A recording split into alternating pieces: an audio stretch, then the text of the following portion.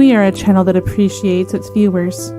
We give our utmost effort for the best quality content, and we even push for the highest quality effort when it comes to how we look for you on screen. Hi. When I need my skin to look its absolute best when I'm blowing the heads off zombies, I set my ring light to 4700K. Because I care. Maybe he's born with it. Join our community. Join a channel that loves its viewers. Join this channel because we care.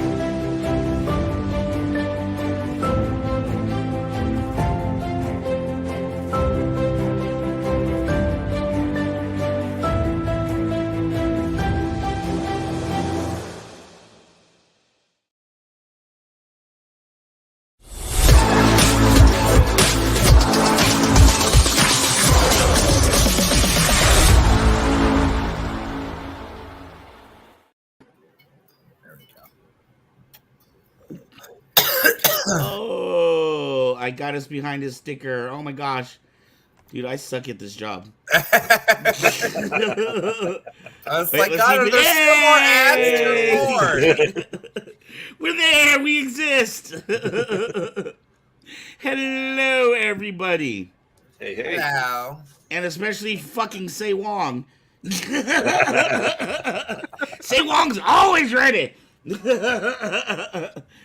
I want to say hello to everybody. What is up to everybody out in the audience? And Allie is a new viewer that just started joining us with Hearts of Kyber. Well, so lovely. Thank you for coming on Hi, over Allie. to After Dark. How's everybody doing tonight?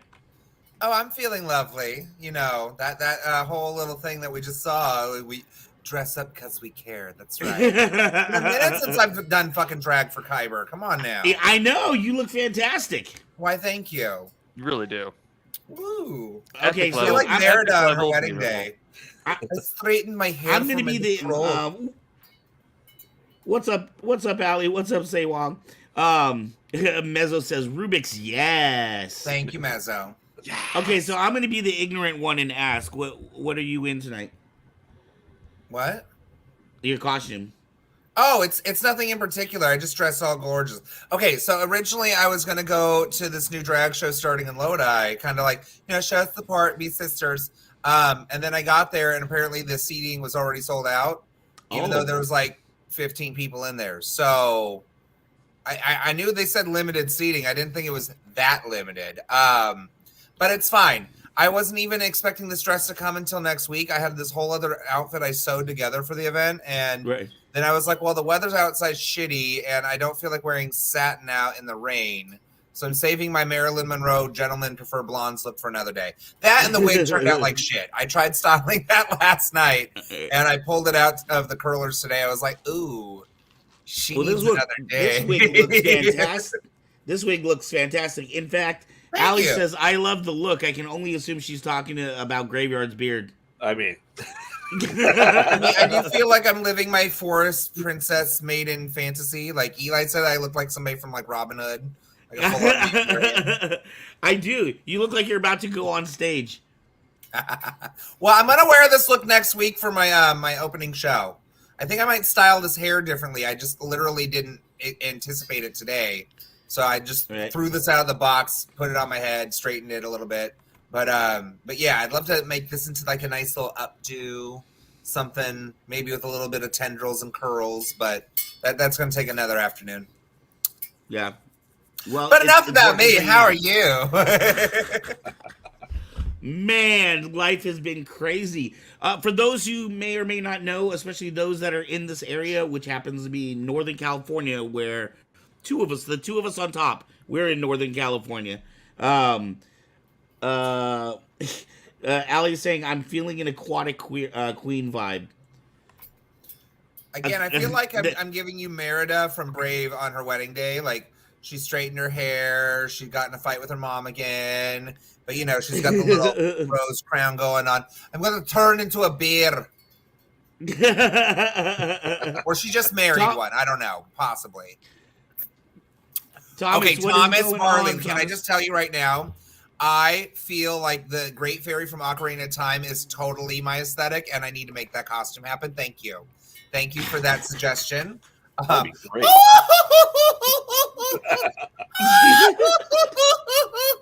Thank you. So we have coming up here in about 4 weeks. We have Kyber Con 3. I am super excited. We've got one of the, I say semi-regulars on the show, but God, he hasn't been on the show in a couple of months now, has he? Yeah. Wait, Graveyard, have you met John? I think I jumped on. I think he was on the first episode briefly. That's kind of like the bar of like where how old Everyone everything thinks is. I'm from Is fucking Graveyard Zelda. I knows who really they should are. do some Zelda cosplay. You're right. I'm sorry. Yes. So we have John Michael from Squid Game. He is VIP number 1. He will be here. He will be our big feature at this con. Is going to be his only U.S. appearance. Is going to be in Fairfield, California, of all places. We have Tommy Bechtold from the New Rockstars. He will be here at the event. We have Alan Fernandez, who was a Tusken Raider on the very first Star Wars movie in A New Hope. He will be here. And we also have Josh Pilla, who, if you've watched our show Saber Rattle, he is a world-class flow artist. Yeah, you're going to want to get those ready. What, my tits? Yes. They're looking good today, right? I shaved my chest for this event, and, you know, I'm pretty proud of these. I'm sad that the public didn't get to see them. It's okay. That's why I'm here with you all. Like, internet lives forever. Look at my titties. Yes. Is that Carl's Jr. part of the outfit? No. Where did the Carl's Jr. show up? Because I thought I had it to the side. oh, it's my cup. Never mind. Oh. That's right. I could be on their next commercial. Forrest, how are you doing tonight, sir? My cheeseburger earlier. Obviously not as good as Anthony's doing, but I'm getting there. James Navarro, is there a difference between cosplay and drag? Okay. Yes.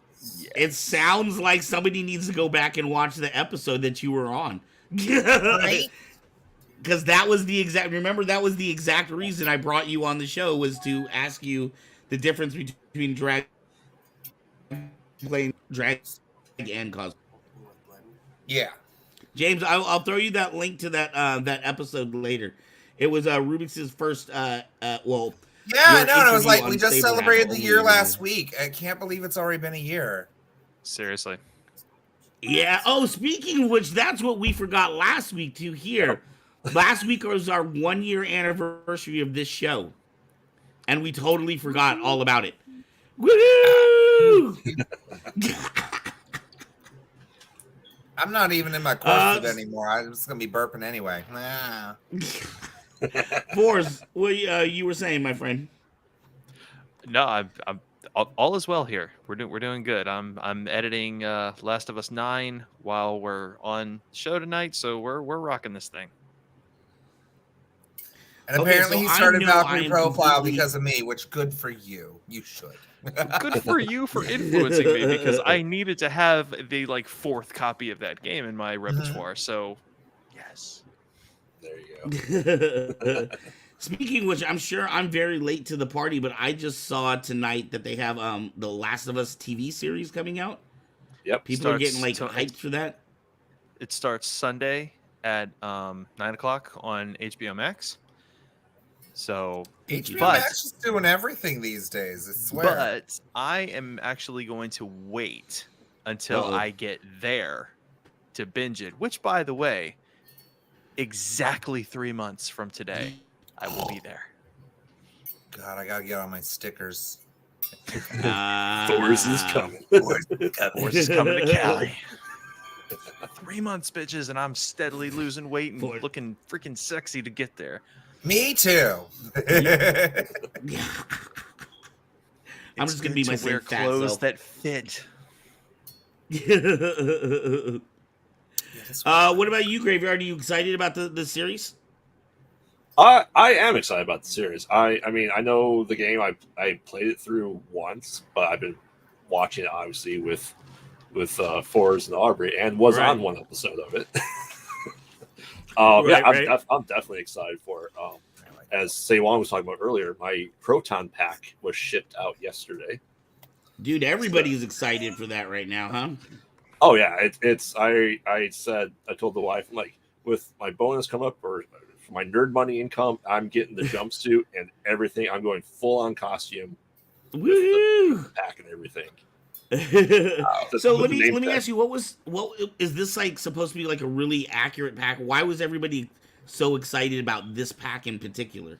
Oh, first and foremost, it didn't cost $2,000 like everyone Oh! else did.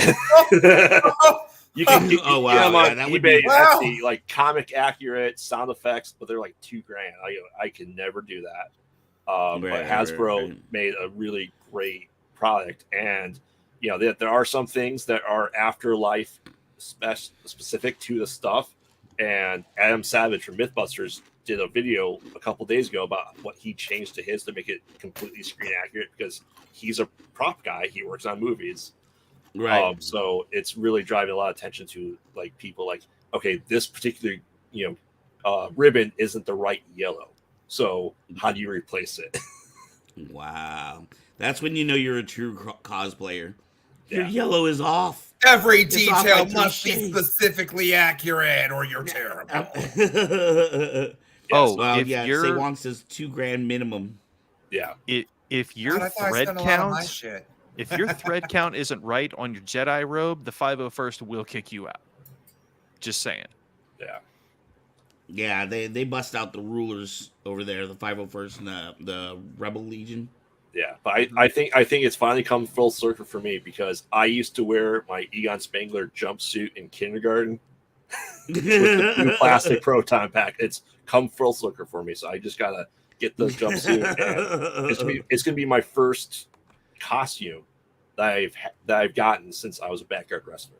Oh, nice. Oh wow, So that's I so used to sad. go all Are out you for planning that. on going to any cons or anything? Yeah, we're doing horror cons this year. We're scheduling it out right now, and I'm planning on wearing that. Nice. Absolutely to at least one of them. And Wait, Forrest do you knows think I was- Ghostbusters fits in the horror genre? I I mean, mean, I guess they're kind horror of scary. comedy. They're ghosts, right? it's horror comedy, yeah, Horror comedy. yeah. But yeah, I mean that, I and then Yes. yeah, I mean, I never considered that growing up as that, but I could see how it could be. yeah. But I But mean, it's like Goosebumps and our scary stories to tell in the dark, kid-friendly things, but kind of creepy and weird. So go figure. right. James says love the hat, and it's the correct thread count as well. But no, Allie asks Graveyard, "Are you going to Crypticon? Crypticon? if I Crypticon. was, That sounds if like I a was new anywhere, Transformer." if I was anywhere near it, I would absolutely. It's It sounds like Bitcoin. Yeah. no.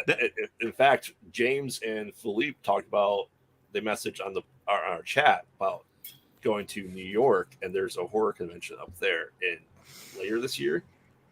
Maybe I Oh, can wow. do it. I don't know. If they go, I will go with them. So Wow. James, How you hear far that are you right from now? New York? I don't know, maybe 7 hours, 8 hours. Oh, gee. Oh, man. Yeah, I'm going to Crypticon, Casey. Yeah, I mean, in 3 hours, I get in the middle of Ohio, so I'm not that. I guess I'm gonna go through Pennsylvania, but I'll probably just fly there. I don't know. Right. Is Crypticon is that the San Diego Comic Con of horror conventions? I believe so. There's so many conventions that aren't just not near me. I'm just trying to go to stuff in the Midwest area right now just to get going. But you're very distracted. Rubik's, I'm sure you're Rubik's. bringing. I'm your sorry. viewers I'm loving my girls tonight. They look so ready. the number count starts going up. Tried my OnlyFans. But we Salem and I did get tickets today to Last Fan Standing with Bruce Campbell in April. So Oh, you did get them. yes, we are VIPs and we are going, and so we get to get pictures, autographs with them, and I'm hoping that because it's science and horror trivia that we do really good at, and then get on stage with them to do it. That'd be amazing. Wow. Oh wow. Ali says that's my vacation con is I work at anime conventions. But we have SAC anime is huge out here. Oh my god, so wait, what is that called? CampbellCon? It's called Bruce Orama. Oh, Bruce Orama. I was gonna say Alright. CampbellCon could be a little deceiving. You get there and just be a bunch of soup.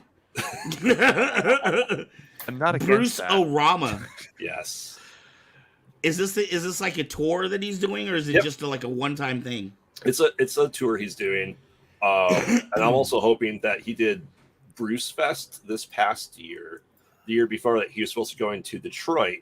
But he's gone twice now to the Stanley Hotel in Colorado, where you can stay the night there, do scavenger hunt, eat dinner with them at the Shining Hotel. I'm like, Wait, how I could was going to say not the go? Stanley Hotel is The Shining, right? Yes. Unfortunately, when it happened 2 years ago, 2 years ago in 2021, didn't have the funds to go, or I would have gone absolutely. Right. Wow. You guys going to try to find a way to sneak in an interview or something? I don't know. Try to corner him, pin him down for an interview? I mean, if they have the Evil Dead tattoo contest that they tend to do at cons, I could go in the running for that. Hey, Wow. is that the one on your Two back? I tattoo can't contests remember. over years. No, it's the one on my upper arm. Oh, geez. Oh, I see. Get them tattoo guns. Wow. Yes, the top half of my sleeve is all Evil Dead stuff. Nice. I still need to get more work done. I have, my thing right here, which you can't really see. There we go. Yeah. It matches my outfit. But yeah, I need to go back and make another appointment for extending this whole project. I have a feeling that my artist is like, I only did that one that way because I don't think he's got the guts to finish his arm. And it's like, bitch, wait, I'm coming back. I'm coming back with a vengeance. Yes! Give me color. I'm not buying a house just yet. The market's terrible. Ink me. Oh yeah. Because that's a good alternative to saving for a house. Give me some ink. Fuck it, whatever. Most people for their midlife crisis get a goddamn motorcycle. I'm getting my body tattooed a lot. So first the sleeve, then the back, maybe something on the leg later. We'll get there. But Yes. I have my next 4 planned out at least. All right, well let's go ahead and jump into some of our, now that we're 20 minutes into the show. Finally Right. jump into some of our topics here. Let's start here since we're kind of already talking about it anyways. Woo! Did it pop up on your side? God, Yes, my old computer horror versus new sucks. horror. Dun dun dun! Dun, dun, dun! Old horror versus new horror. I kind of feel like I know who should lead this discussion. Horace, clearly. Right? Is it mostly caught out at night, mostly? Maybe. Yes. All right, well, I think you should start off with your initial thoughts here, man, since you are the resident horror expert. Yes. It really just depends. Because old horror versus new horror, I'm going to use the cringeworthy, what do they call it? Like meta horror, or not meta horror, but there was elevated horror. It was what Scream 5 introduced to people last year. The idea of elevated horror, which is smart stuff like It Follows, and like Relic and stuff like that. That's more serious horror movies. And I don't agree with that term being serious horror movies, because the first Nightmare on Elm Street was a serious horror movie, but we look at it now, almost 40 years later, and it's campy and goofy. So when they made it, it was great. It was serious horror. But do you think maybe it's kind of considered campy and goofy because of what came after? I mean, it's kind of judged by its entire series as opposed to being judged as a standalone movie. I mean, yeah, but every horror franchise that goes on forever gets to that campiness. It becomes a parody of itself, regardless of what it is, quite honestly. Yeah. Did you see the new Texas Chainsaw Massacre? I mean, dear God. Yes. I mean, Yeah. Leatherface is supposed to be, he was in his 20s or 30s in the first one. And it's 50 years later, and he's still around. Exactly. But still can cut through a bus without butter. Right. But Right. It's just I really realized this. Go ahead. What was that? Go ahead. I said it just really depends. Go ahead. I'll... Okay. Mhm. I said it just really depends on it, because new horror stuff is people our age that grew up on the stuff from the 80s and 90s, and they're doing their take on it. So every generation of horror movies relies on the previous generation of stuff they grew up on. So you can see that with John Carpenter, all his stuff that he did. He wanted to do the remake of The Thing from Another World, so he made The Thing, and it's just that progression that happens. Now you do get campy horror like Sharknado, if you want to call that a horror movie, if for lack of a better word, but it still exists. And serious horror movies have always existed. Campiness always came about, but let's face it, the 90s was the 90s, and you can tell it was the 90s in the movie. It screams 90s to no end. And yeah, we look at back at that because we were, most of us were kids of the 90s, and we realized, okay, that's campy. Like, look at this, look at their cell phones, look at that, all this stuff that's there. So, I mean, I like all horror as an encompassing thing. I like the first horror movies that were silent movies because they were the first movies being made for the atmosphere. And as long as the movie can have atmosphere, it can be great. And I think, like we just did Dario Argento podcast last week that we dropped this week, Italian horror films, and they're so artistically done.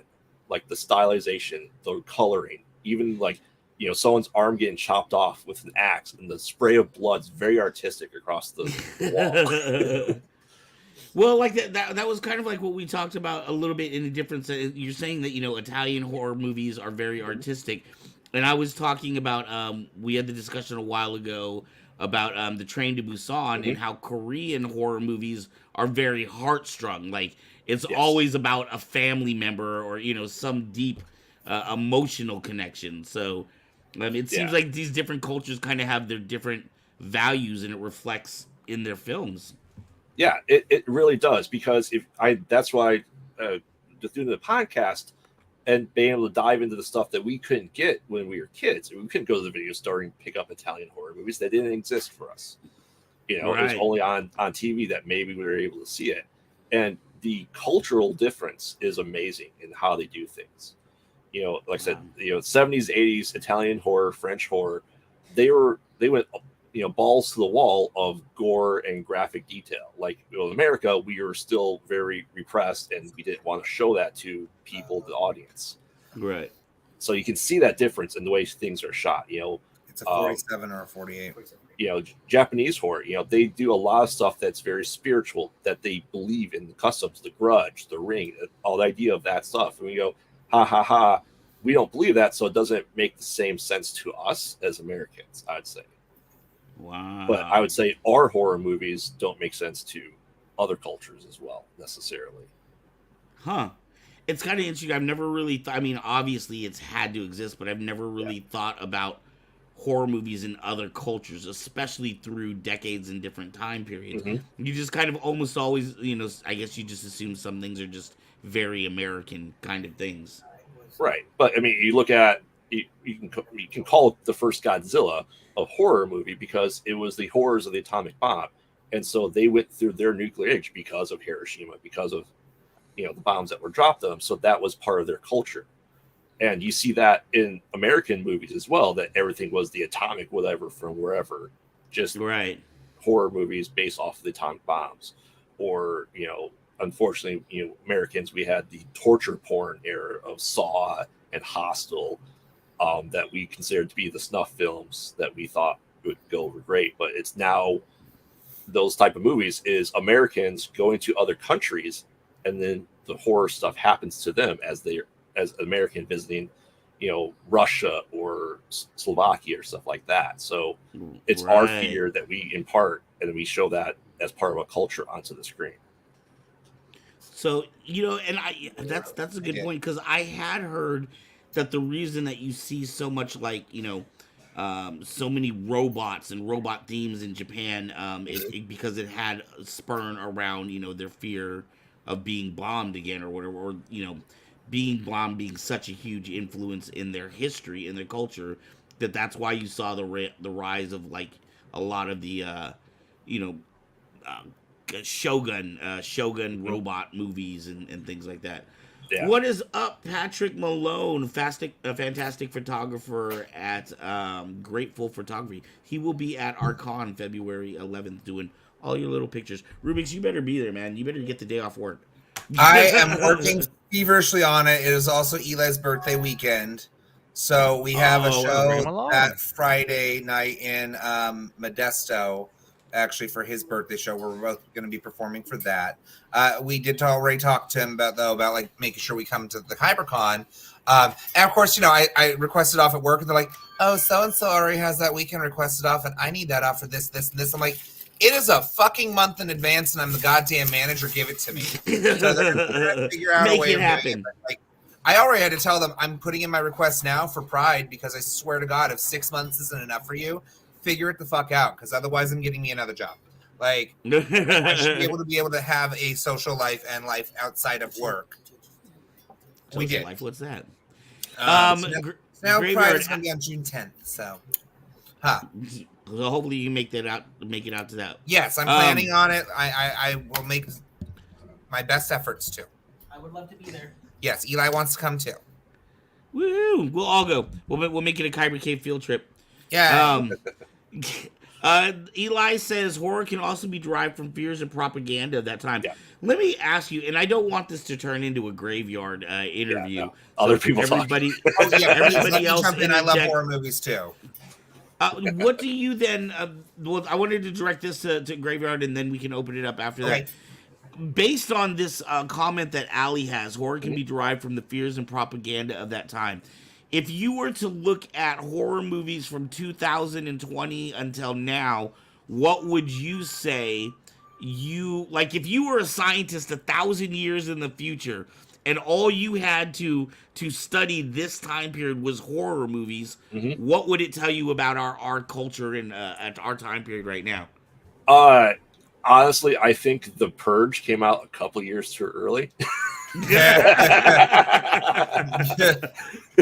a good example. Yeah, I mean, you really think it should have started in 2016, but I mean, you look at that, and you know, we discussed when I was on the show too, and I discussed when I was on Distant Nerding, is you don't see very much pandemic related horror movies yet. We're not at that point. Unless it's a zombie outbreak one. Correct. But I mean, you know, yes, there were pandemic movies in the early 90s that was symbolization for the AIDS epidemic that was going on and all that other stuff. But we really need to discuss that and see how people reacted. Essentially, in most movies, we ignored the past 2 years of existence. Like Halloween Ends was, you know, ignored the pandemic. It skipped over that time period from 2018, you know, to 2022. Right. You know, there's few movies that came out, obviously because of COVID and all the stuff that came with it. But I think we should really, you know, look at the internal fear and torment and mental anguish that came from it, and that be portrayed as a horror movie. I mean, that was a norm that we all had to go through that we're still dealing with today, but we don't really show it in the horror movies, which is really surprising to me. Well, especially because there's a Netflix movie called The Bubble that literally is a movie production company dealing with the pandemic and like making a movie during the pandemic. So it can be done, but I feel like that's something that might come in time, either that or it's just nobody wants to write about that, or a studio didn't greenlight it for whatever XYZ reason. And, dear God, can my phone shut the fuck up, please? And, and Allie is correct that we'd see it as taboo, even though like, you know, you had the first Black Christmas in 1974, and it dealt with Roe v. Wade. It talked about abortion in that movie, which was right after that was done. So we also see that in the 80s, 70s, 80s, talking about that stuff too, that the drug epidemic and stuff like that, it exists. Well, yeah, and if you really think about what happened during the time that like all of these movies that we iconically known, like Halloween, Friday the 13th, you know, the serial killer slasher stuff, that came out after like a time where like the American serial killer was becoming a very common thing. Yes. So it was a reflection of like, you know, the Ted Bundy days and Jeffrey Dahmer and all, and you know, John Wayne Gacy and all that stuff. Like we had plenty of terrifying people in reality coming around. So something as innocuous as going around on Halloween, like back then, scared the shit out of people because you felt safe walking around your neighborhood and collecting candy. And now all of a sudden here's this movie that comes out that's like, hi, that person in this random mask could kill you. So it became plausibly scary enough for most people in those things. But I feel like horror is a genre that's separated into one of three categories. There is either the psychological terror, there is supernatural terror, or there's like the gore porn, like you were saying, or like Saw and Hostel and things like that. Like it's either really gory or really like fucking with you. And some of the best scary movies don't have the jump scares. They don't have a lot of stuff being. It's like it's the fact that you don't see things enough that becomes more frightening because you just when it pops out and you do see it, you're like holy shit. But it's the buildup, it's the suspense. Well, that's what Jaws was essentially, wasn't it? Well, yeah, exactly. Jaws was barely in the movie, but that's also because their fucking shark sucked and they had to like work their way around it. It's one of those like happy accidents. Like, yes, God meant it to be that way because if you would have shown that goddamn shark all the time, it wouldn't have been as scary.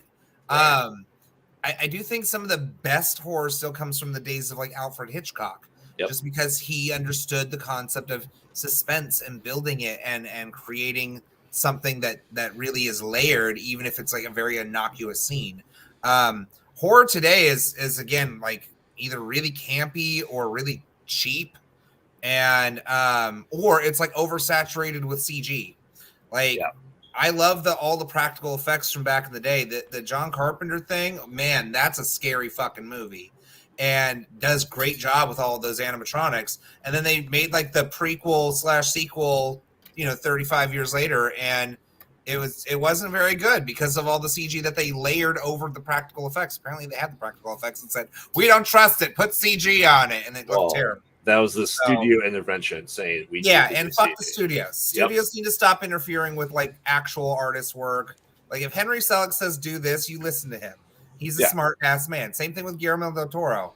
Like let the good artists do shit. Like Quentin Tarantino, make another film. Please don't make it his last because that's going to make me sad. Gentleman with Voices says some of the old Vincent Price and Christopher Lee movies are fantastic. Yes, they are amazing. Like it's we discussed it. Like all the Edgar Allan Poe stuff that Vincent Price did, it was amazing. It was a play in a movie. It was the set design. It was perfect. Everything was laid out meticulously. Like it was an artist's vision. And that's why I think horror movies need to stay as artist vision. That's why I like indie horror movies because they do what they think is best without the studio intervention. Well, and Ali says I love Del Toro. Kind of stop happening in current day horror movies is like the political commentary things. Like it's like a social commentary is like the focus of the film before the monster or anything else. It's like, can we just have a good old horror romp? I really don't need the same message that I already got in the last 5 action films and the last 3 documentaries and the last 2 Oscar baits that seems to be in everything. Like, I get it. I get it. Generational trauma exists. Disney covered that now 3 times. Can we please pick a different topic? I don't know. I would love to see something else come out that's scary that's not from Blumhouse. That man's got his method down though of like take a concept that's really easy and then just stretch it for an hour and a half, lots of quiet times just looking at a scene, and then that's your movie. And he puts very little money into it and makes a lot back. So smart business plan, but god damn, it's terrible art. I'd rather watch anything else. Well, in his defense, he did do the Into the Dark TV show that was a horror movie once a month for the holidays. He had different artists then showcasing their movies. So he was a good showcase for up and coming movie writers and directors and stuff like that. Well, that's good. Yeah. We need more of that shit. Yes, we do. We absolutely need that. We need showcases. We need short films. We need, anthology movies that are just up-and-comers. On that random note, sorry to get distracted. Us go off topic never. Has anybody seen the show The Girl from Nowhere? No, I have not. Oh my god! So it's a Netflix find right now. Go watch it, everybody. I'm going to cut you with my seam ripper if you don't. But it's on Netflix right now. It's Thailand's show. I don't know if you just call it a Thai show, but anywho, it very much reminds me of like Tales from the Crypt, in a sense where like it's all about like the plot of the storyline, the characters in it kind of have a comeuppance. But the difference is that it's like this supernatural entity of sorts. Like they don't really describe her. Her name is Nano. She's in every single episode. She's kind of like the antagonist, but she's almost like one that like baits people into like a, you know that this is wrong, right? And then like lets them fuck up and then revels in the fact that they've screwed their own lives up. And just you got what you deserve. Awesome. It all takes place in like schools. So she's like always a schoolgirl. It's always like a teacher or principal or another classmate. A lot of social commentary with like social media and like the vices of society, be it greed, lust, whatnot. So a good solid watch. Not particularly scary, but again, reminds me very much of the Tales from the Crypt from back in the day, which was kind of campy. It's a good campy show that had its little, horror anthology stuff. Yep. Which, if anybody's not seen the movie Demon Knight, go do yourself a favor. That's a good fun romp too. And Bordello of Blood. Yes, that one's a lot more campy, I feel. Yes. I like Demon Knight more, but yes, they both are good. Apparently there's supposed to be a third one, but I don't know if that ever happened. Yeah. There's been things going on and off every once in a while. So, something was going to be the third one, and then it like got scrapped and then turned into some side project. I think I could be wrong, but yes, we're missing you. I don't know. A new horror. I've not seen a really good new horror in the last few years that I can think of outside of like Netflix shit.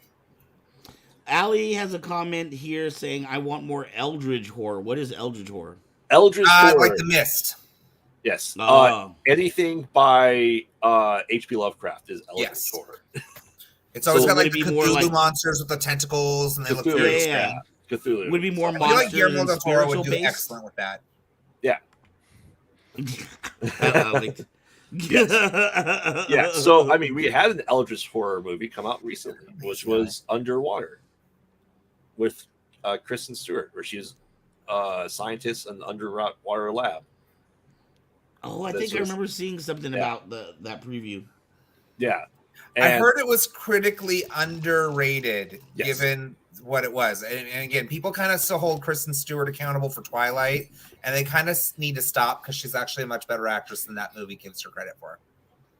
But we also had The Color of Space with Nick Cage a couple of years ago.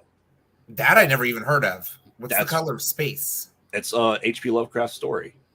Really? Yeah, and it was you may have heard of the original one that they did in '87, starred Will Wheaton, called The Curse. It sounds familiar, but I don't know what it's about. It's not one I've watched. It's about a meteorite that comes down to Earth and the stuff that ensues from it. Oh, I much prefer Slither if that's the case. I love that movie. Oh yeah. That movie's campy and good and gory all at the same time, and did some pretty genuinely gross things. I was like, oh god, don't make me a pod. I swear. Sometimes I have trouble finding the line between suspense movies and horror movies. Like, there is a fine line. There's a lot of Alfred Hitchcock I wouldn't have considered horror. To me, Alfred Hitchcock is more suspense. I don't know. Maybe it's because of the gore violence. Maybe I just see horror as needing to have more blood or deaths or gore. It doesn't have to at all to be horror. It could be psychological thriller. Like, are you good if you watch a movie and you take out your trash? Are you more afraid of Freddy Krueger coming after you, or some random guy that's going through open houses and killing people? I mean, what sticks with you the most? You may have the jump scares and be grossed out by the gore. It's not necessary as long as it sticks with you and you can imagine it outside of like the movie. Silence of the Lambs. Yes.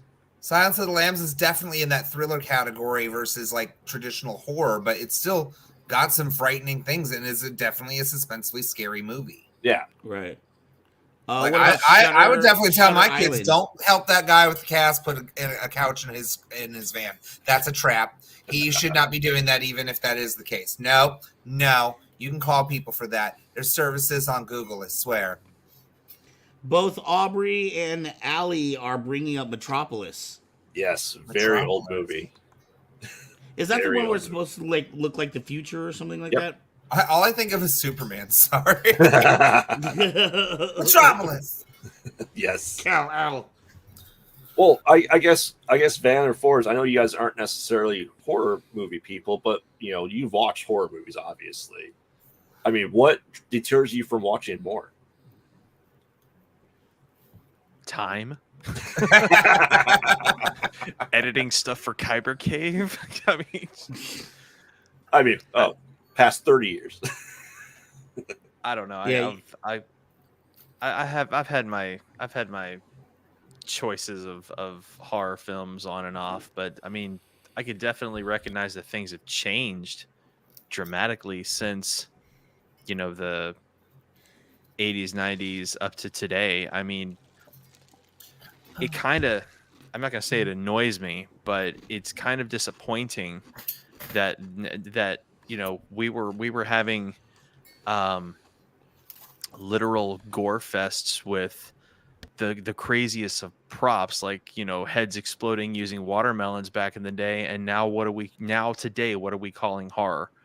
A group of teenagers talking over Snapchat, and the whole movie is like on Snapchat, and it's like, who's gonna die next? And like, really, that's not no, stop it, get help.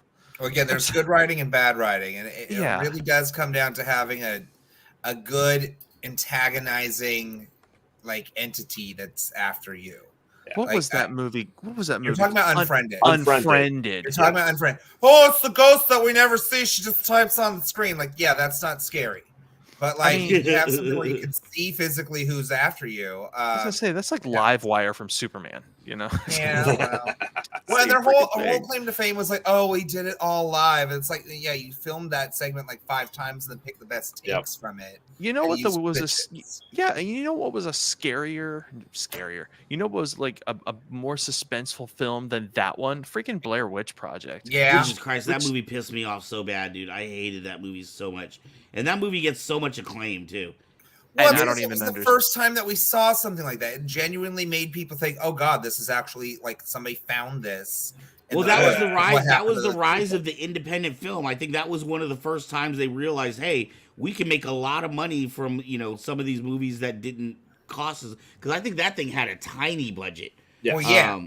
I mean, so did Silence of the Lambs. Like, you don't need a big budget to make a good movie. No, correct. Especially a horror film. That's for damn sure.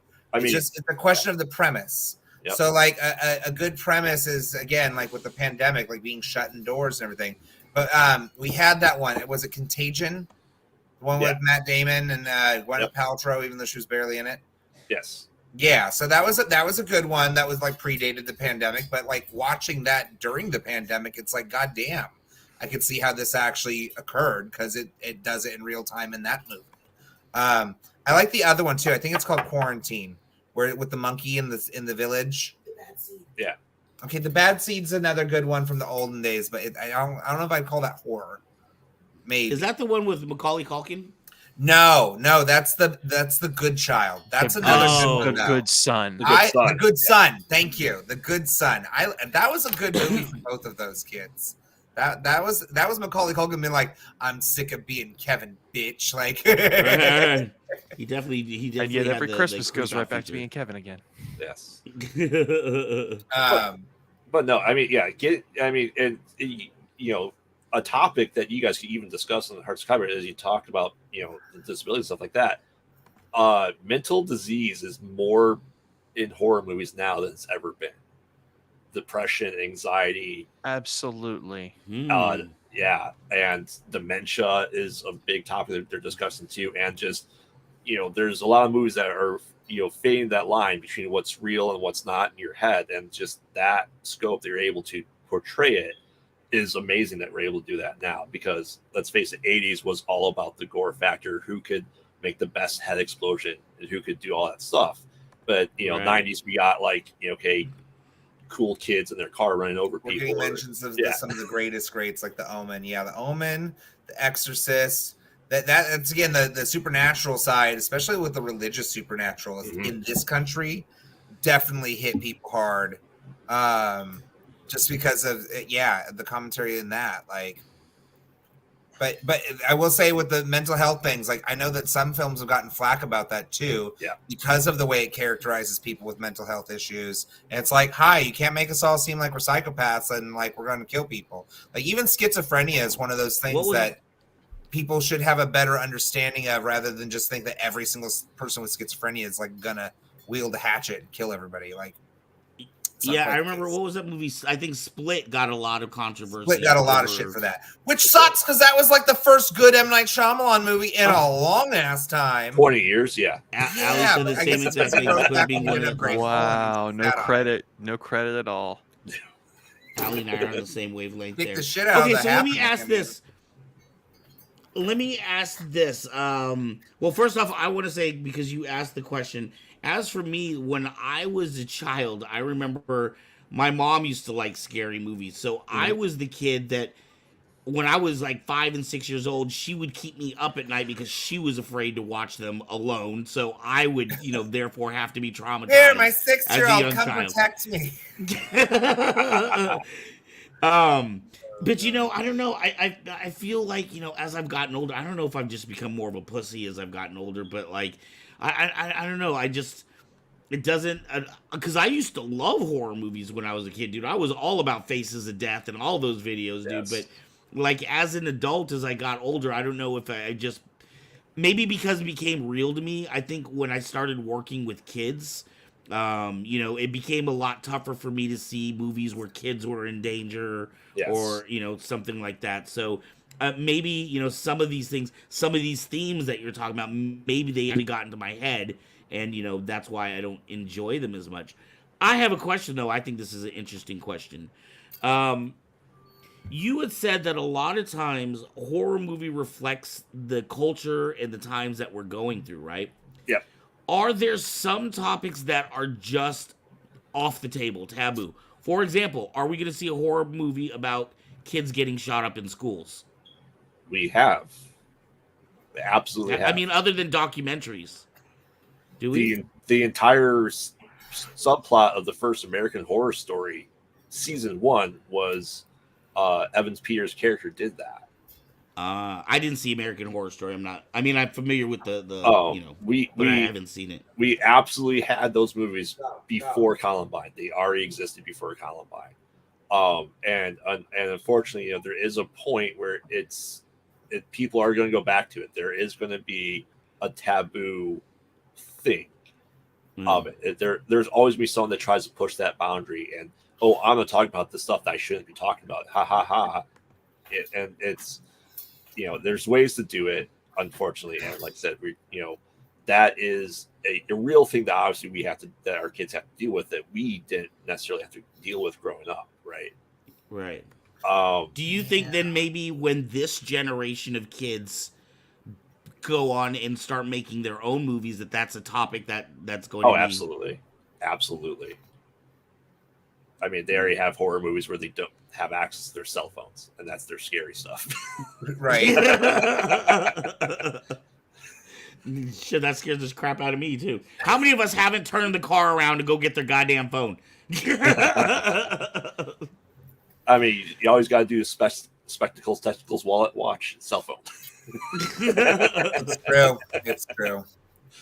No, taboo. Yeah, and Allie's right. Taboo horror is a thing, and to Allie's point earlier, if mental health for those movies that deal with mental health, and Anthony was saying that if we don't do it right, we get that stigma that's put back on there that we're trying to avoid.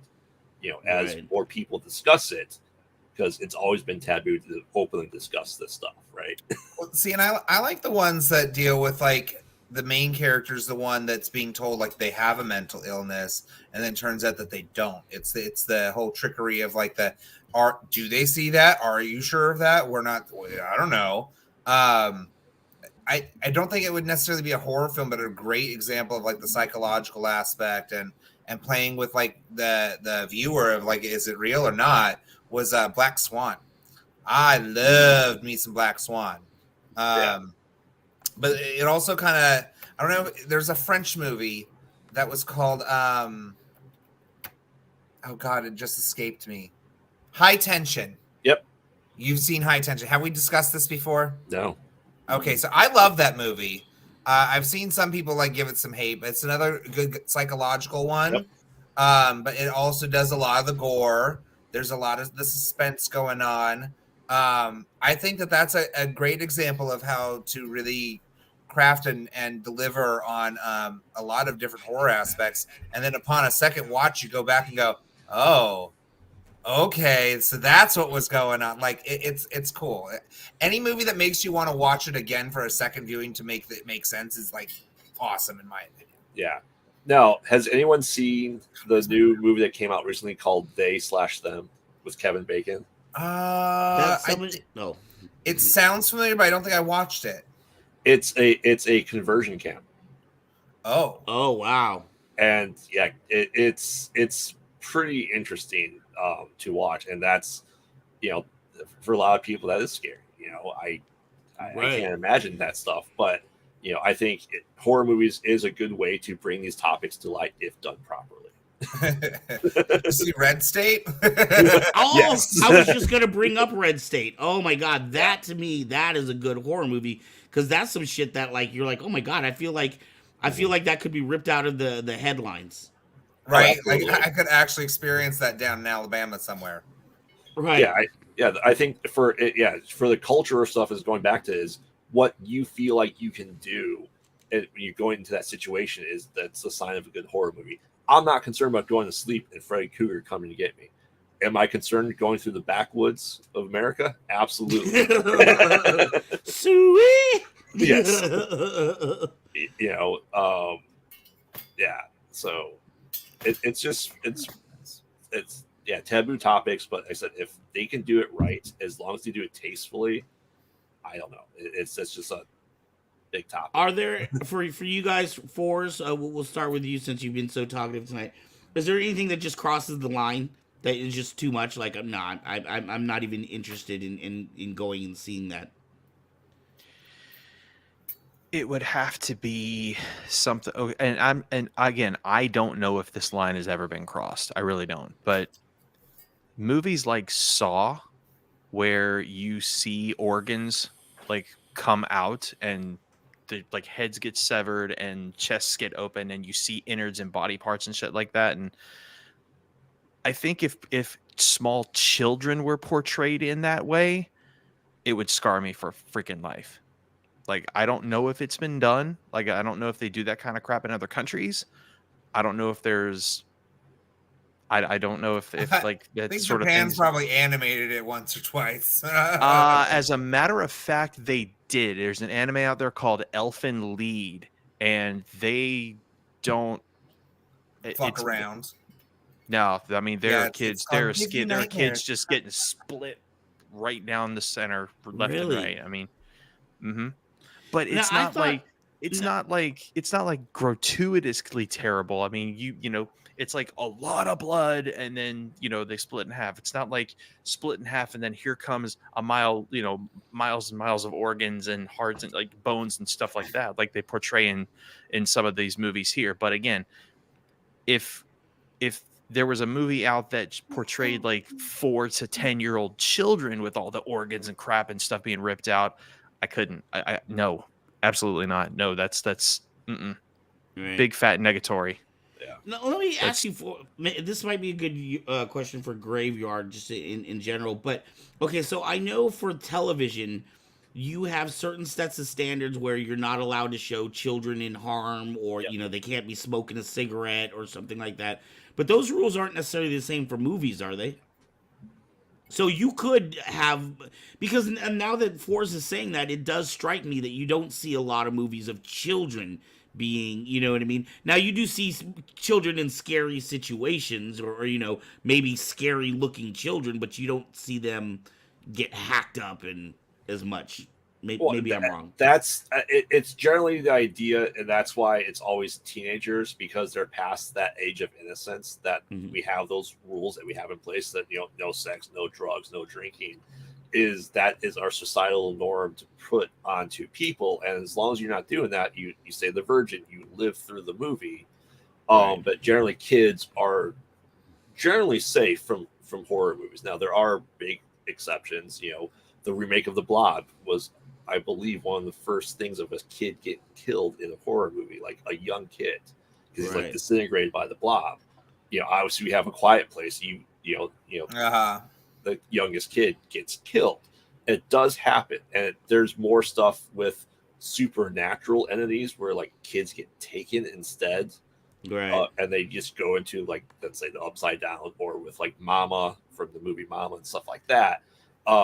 Yeah, it's generally just the idea of age of innocence that we when tend not to do typically if that. something bad does happen, it's an off-screen thing, or Right. Well, I was gonna say I That could remember also be just because kid actors are kind of terrible most times. Like, Well, I remember the first one that I remember seeing from of a child death that kind of caught me off guard, and it was like Anthony was saying where they did it off screen, but you still could tell it was Stephen King's Pet Cemetery when the little boy is in the road and the Gage. big truck, Gage. That was the first time that it kind of really struck me as a kid being, Right. We're okay with kids coming, as Anthony said, kids coming back possessed or supernaturally inclined or being creepy as hell. Let's face it. That's okay. But we don't generally see the process of what got to that point. Exactly. Society should never be ready for the brutalization or the on-screen brutalization of a young child. Yes. It should no. But then to that switch, should we be okay with an on-screen brutalization of another human being? I mean, just in general. You generally don't like them when they get killed, so that's the idea, is to make you not like them. You go, all right, I can't wait for them to die. so this actually brings me to a quote from an artist known as Yonan Vasquez. Do you know who he is? No. Okay, so he's the creator of Invader Zim. Invader Zim. Okay. And He also, Johnny the before that, Homicidal was Maniac. Johnny the Homicidal Maniac. Yep. And in his note in the beginning of that book is basically that everyone has this ugly rat-faced little monster that lives inside of them, and occasionally we need to give it something to chew on, because as humans, it's in our darkest nature to have these crazy things. I think that's the reason why there is a whole sublet of people that do gravitate towards these things and find some kind of solace in watching it, is because that little rat-faced monster needs something to gnaw on. Otherwise, it manifests itself in reality. So kind of like going through the fantasy motion really helps keep it out of the reality. But at the same time, I could see what you're saying. If it like causes somebody else to be inspired, let me do that, well, then we have an issue. Right. I think that's the beauty of like the supernatural stuff or the stalker kind of stuff, in that sense of like, well, it's a demon from hell, so it's not like somebody can copy that. But like the Scream Killer at the same time, like that was a big contention back then, because like, what's going to stop somebody from making phone calls? I mean, like, have you seen a scary movie? But then the Gaines brothers came and made fun of it, and then that all went away. but it's always been a thing before horror movies, with Edgar Allan Poe, with horror writers, with the Penny Dreadfuls that came out in the 1800s. The idea that the macabre exists and that we shouldn't read into it. That's why everything is Edgar Allan Poe is pretty much macabre. Like, he talks about death heavily, and that was always such a taboo topic. Frankenstein was a huge thing because of all the shady shit that was going on with the medical field at that point in time, that we don't know the science behind it. But it was still even then, the writings was a portrayal of our society at that given point in time, that we were obsessed with death, that we were obsessed with finding out what comes next or how to bring people back to life. And the biggest thing being, I'm not dead, don't bury me, because that was a thing. Wow. So, I mean, that's always existed, that the idea that we're always going to give people ideas. And let's face it, no matter what you put in horror movies, the real world is scarier. We can never top what's there. Have all the horror movies been done already? Are there still more horror stories out there? Absolutely. There's got to be. Absolutely. As technology changes, our technology horror is always going to change. Because we were always so concerned. I would really like to see a good horror movie about like Wendigos or something. Like the Until Dawn game was such a good example of what could be done with that. Yeah. And I'm kind of still shocked that like American Horror Story hasn't done a whole season of like Frontier with like a Western ghost town. And, well, because they're so obsessed with American cryptids and shit. They're so obsessed with ghosts and vampires only on that show. They really are. I'll figure. No, I mean, Skinwalkers, there's a movie called Skinwalkers that's Wendigos or idea of Skinwalkers. Supernatural actually did Wendigo pretty well, too. Oh, yeah, they did. I love cultural stuff. You know that you can. I'd love to see more stuff about Native American beliefs and their horror stories and stuff like that. And that's why. Yeah, Antlers was a recent one that came out. Yes. I didn't get a chance to see that yet. So. Yeah, it's great. I love. Yeah, there's. You know, to be truthful, I'm actually enjoying more of the horror games than I am the horror movies. Because I think because they're longer. They get you more immersed into it, and it's like you're really there. It's you that's being stalked. You're not just watching it. Yeah. Don't say that name. Okay. What name did we miss up? I forget.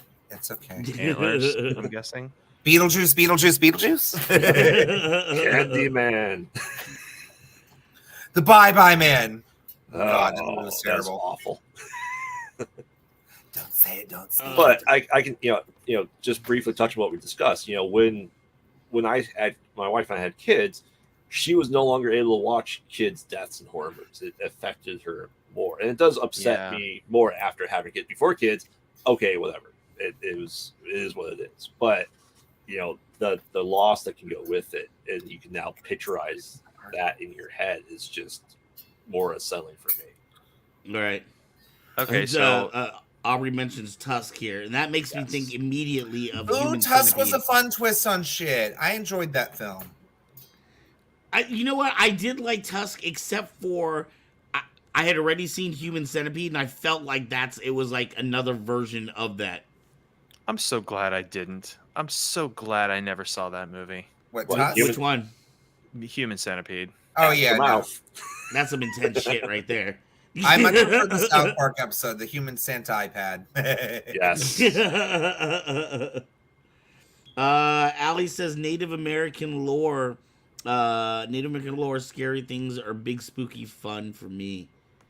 I mean, the idea of Sasquatch, Bigfoot is Native American lore. That's where it came from. Is in our country is from Native Americans. Well, isn't there also the Yeti in the Himalayas? Mm-hmm.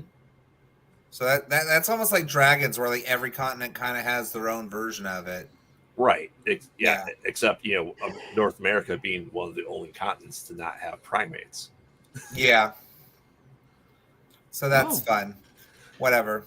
So all right. So quick round robin here. What is one scene from any movie that just disturbed you to the point that you will never unsee it for the rest of your life? I got one. Oh, mine are lame, but go ahead. Okay, so the one that really stuck with me as a kid, it was from Halloween 2. And it's the scene where there's like a nurse and a doctor or whoever like going into this like therapy hot tub. And she's like, "Oh, turn up the, the water, da da da da." And of course, Michael Myers kills the guy in the thing. She doesn't see. She's off feeling herself. Well, then he comes into the room and has his hand on her shoulder, and she thinks it's her boyfriend.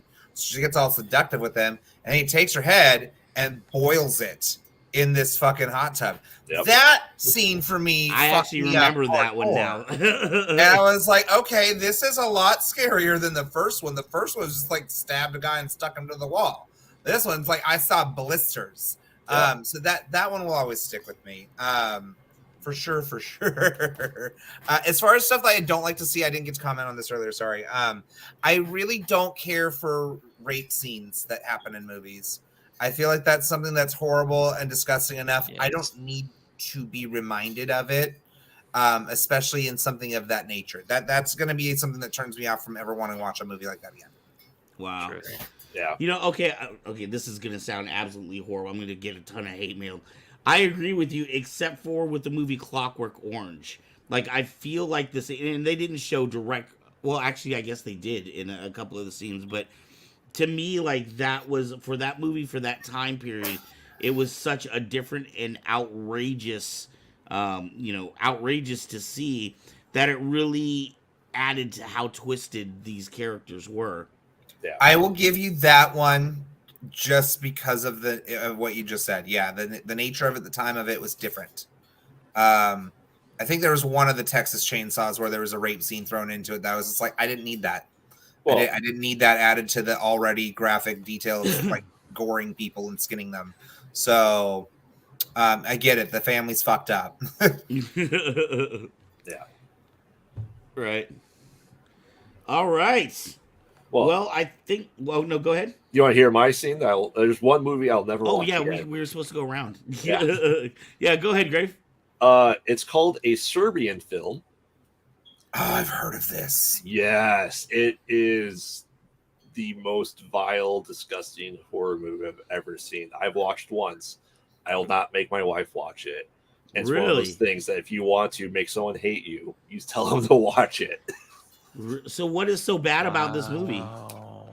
I can give you just a little taste of it. Essentially, a guy is making snuff films, and he refuses to do one scene.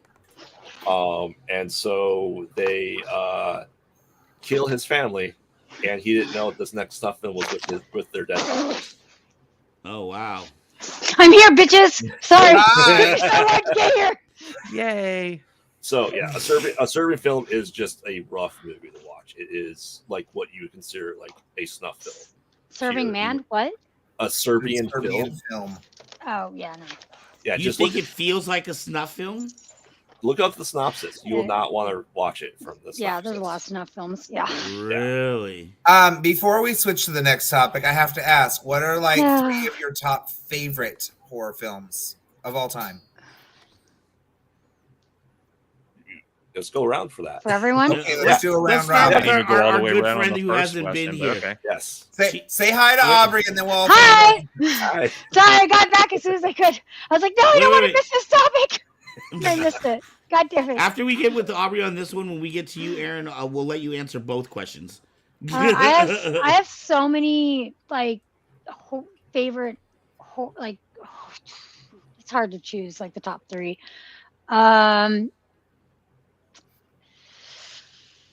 I really love the original Mummy. I think that one's really fantastic. I'm a Are we talking Abbott and Costello? no Boris Karloff. Boris Karloff. Boris Karloff, okay. M, the movie M, I think is truly fantastic. It's technically psychological horror. It's a old movie. It's one of the first talkies. It's from the 30s. It's actually in German. It's sad and horrific. It's just a beautiful film. And probably Brotherhood of the Wolves, because that's just beautifully. I mean, there are other ones too, but it's like so hard. But Brotherhood of the Wolves is probably one of my. It's just so beautiful visually, and it's just has such a great story, and it's beautiful and sad, but it's also horrific. So, and it's just so well done. Such a well done film. Have you ever seen it, Graveyard?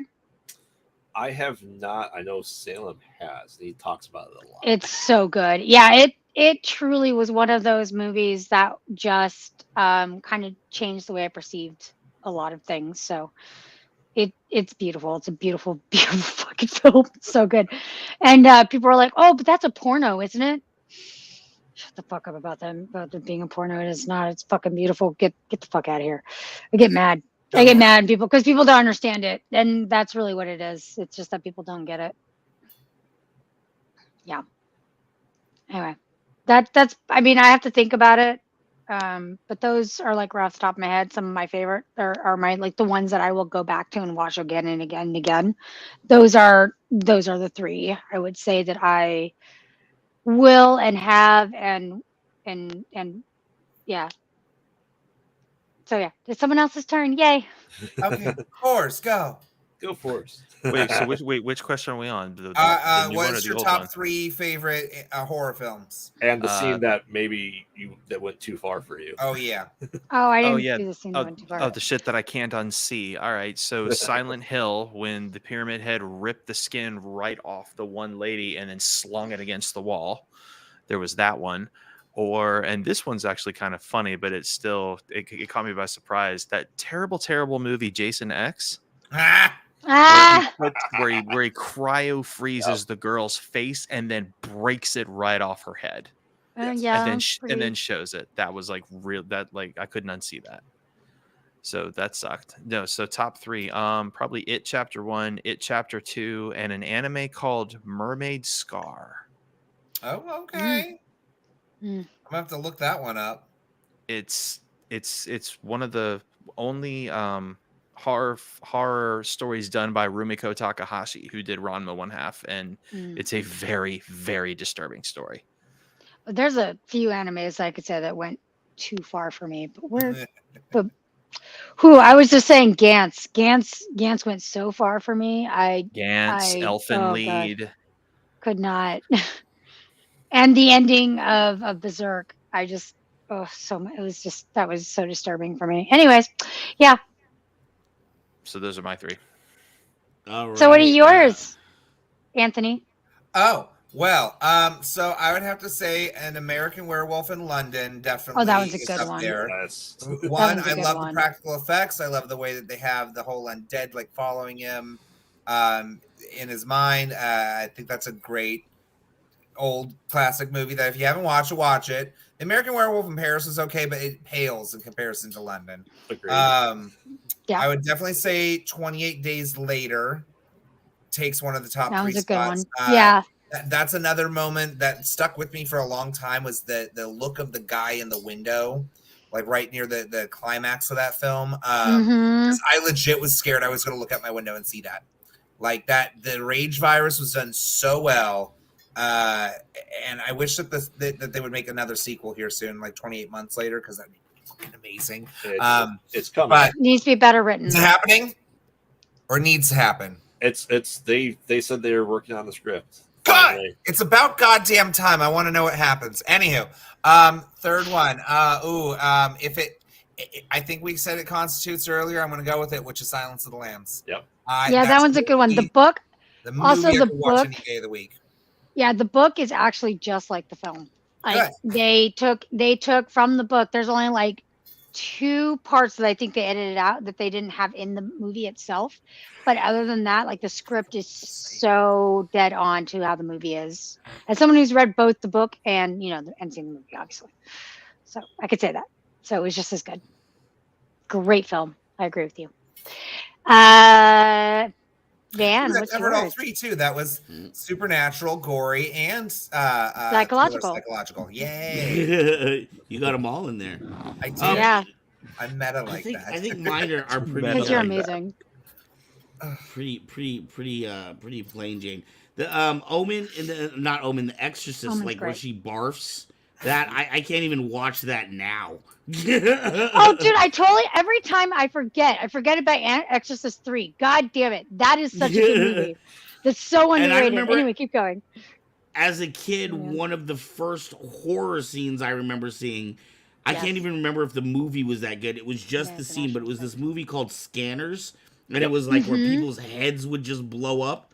I remember seeing like somebody's head blow up and just be like, "Holy shit!"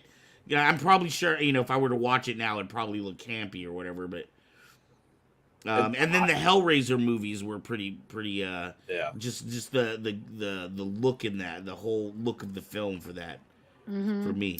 The first 12 minutes of Scream could be its own movie for me because that was the best part of that entire film.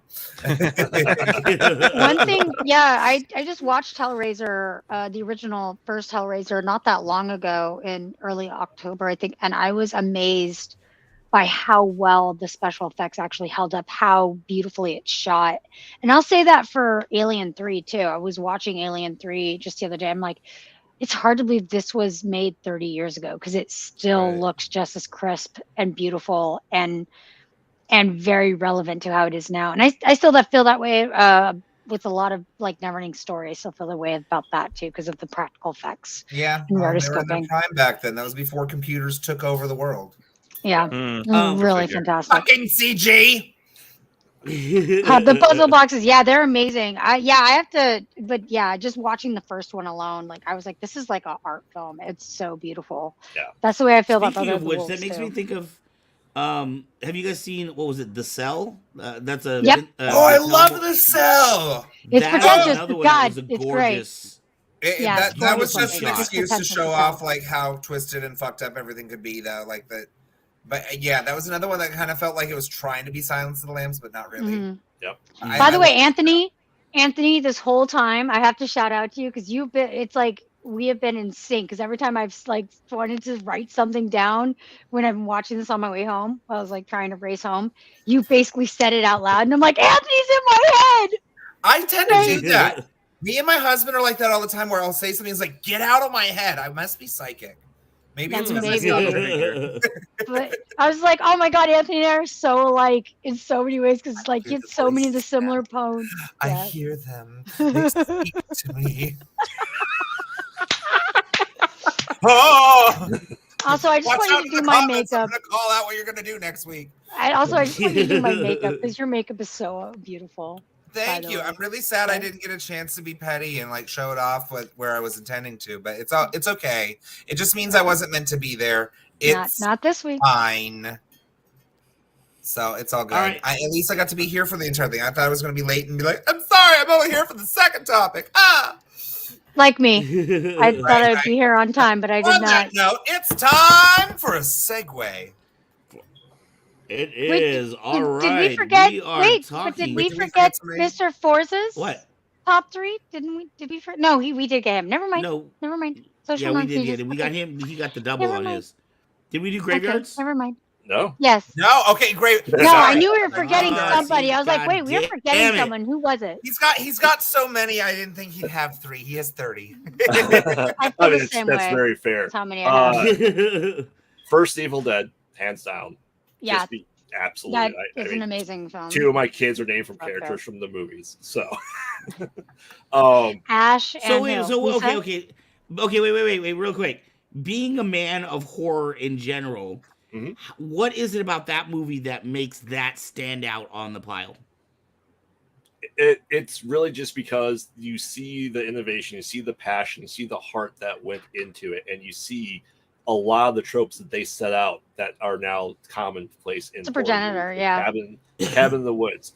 In fact that, generally we have final girls in horror movies. We have a final boy in this movie. It's Ash, and he's not the hero that everyone wants him to be. And realistically, in the first one, he kills the least number of Deadites. Scotty kills the most. But no, I think it's just from artistic and from the story and all the camera shots they use now that are now commonplace, like the steady cam, the shaky cam, putting cameras on wood to steer through windows, stuff like that. Lack of money, innovated that movie a lot. I will say that is one of the movies that I cannot watch alone.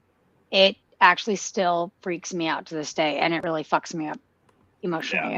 And I had to walk out. There was one time people were watching a viewing of it, and it got through the tree scene, and I had to walk out. I had to leave. I couldn't. It was too disturbing, and it just screwed. Yeah. Anyways, what's your other 2?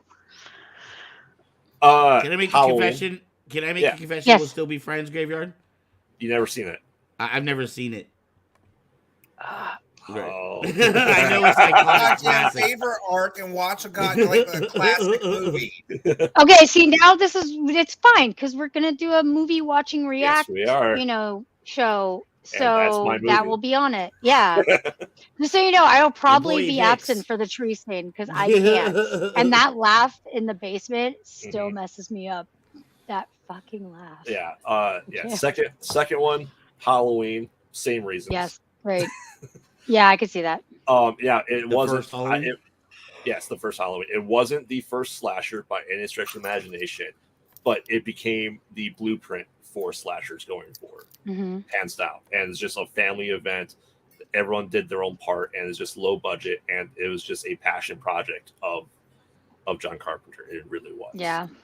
And then third one that I probably watched an awful lot is it's a newer one. I'd say newer. It's now 16 years old. Trick or Treat. I haven't seen that one. It's I so need to watch it. good. I need to It's see a that one. I haven't Halloween seen. movie. Yeah, and yeah, it is Somebody a mentioned anthology. that one in the Yes. comments too. They did. Yeah, several It times. is- I it think is Ali an did. anthology. It is an anthology movie. It is comic book style. It's what Creepshow 3 should have been, but it became Trick or Treat. Mm. So I think it's just from artistic, the story building, and just the interconnection of the stories. It's a true anthology. It's not just like here's 3 stories that aren't connected. This is a woven tale throughout the entirety of it. Trick or Treat 2 is coming. Ooh. Yes, it is. Wow, doing Right. so many sequels and remakes. And They all only these waited things almost, again. 2 decades. It's fine. Yeah, It's almost. fine. It's fine. It's totally fine. I think it's. I mean, it's great because you still have original actors and stuff. Okay, let's pop over to our. To our second topic. No, just love this topic so We got, much, like, and I feel like I missed all of show. it. I know. I mean, we did I know, discuss we were how just having so society much fun with changes, horror. and It took 20 we minutes. discussed how society changes in horror movies. Mm-hmm. It's true. And so, And so, it kind of, This is goes true, into see? segue. yes, Societal norms and changes. yes. Where are we at now in today's society? Okay, 'Cause so I what? really Okay, don't what like was this one? Who's? This is mine. It's just the idea of, and for as I have What are your discussed, thoughts? and I've discussed it with a lot of people, is you look at me with facial hair, tattoos. I would never be in the workplace in front of people like 20 years ago. And the idea that we have, facial Right. hair was always Right. taboo, is always for the beatniks, the hippies, the hooligans, the bike riders. And it's just the fact that we were able to change that. And now we have, appreciation for facial hair again, that people are able to have that. I Yeah, I feel like think that just comes and goes with trends. Like you have in the 70s, you had the porn stash, right, and then you had the Riker beard in the 80s right. because Riker brought back sexy beard. Well, I think hair's And then- a little. I think. Sorry, I was gonna say I think hair is a little different on that one, but I could definitely see like one thing that like you Tattoos. notice that is like doctors and stuff like that have tattoos Mhm. and people Yeah. that were you were never as a in fact, I remember when I was a car insurance salesman, I wanted to get arm tattoos but didn't because I wore shirt sleeves in the office. So all of my tattoos were on my body in places where you couldn't see it if I was wearing, a shirt and tie or the something work like that. attire. Yeah.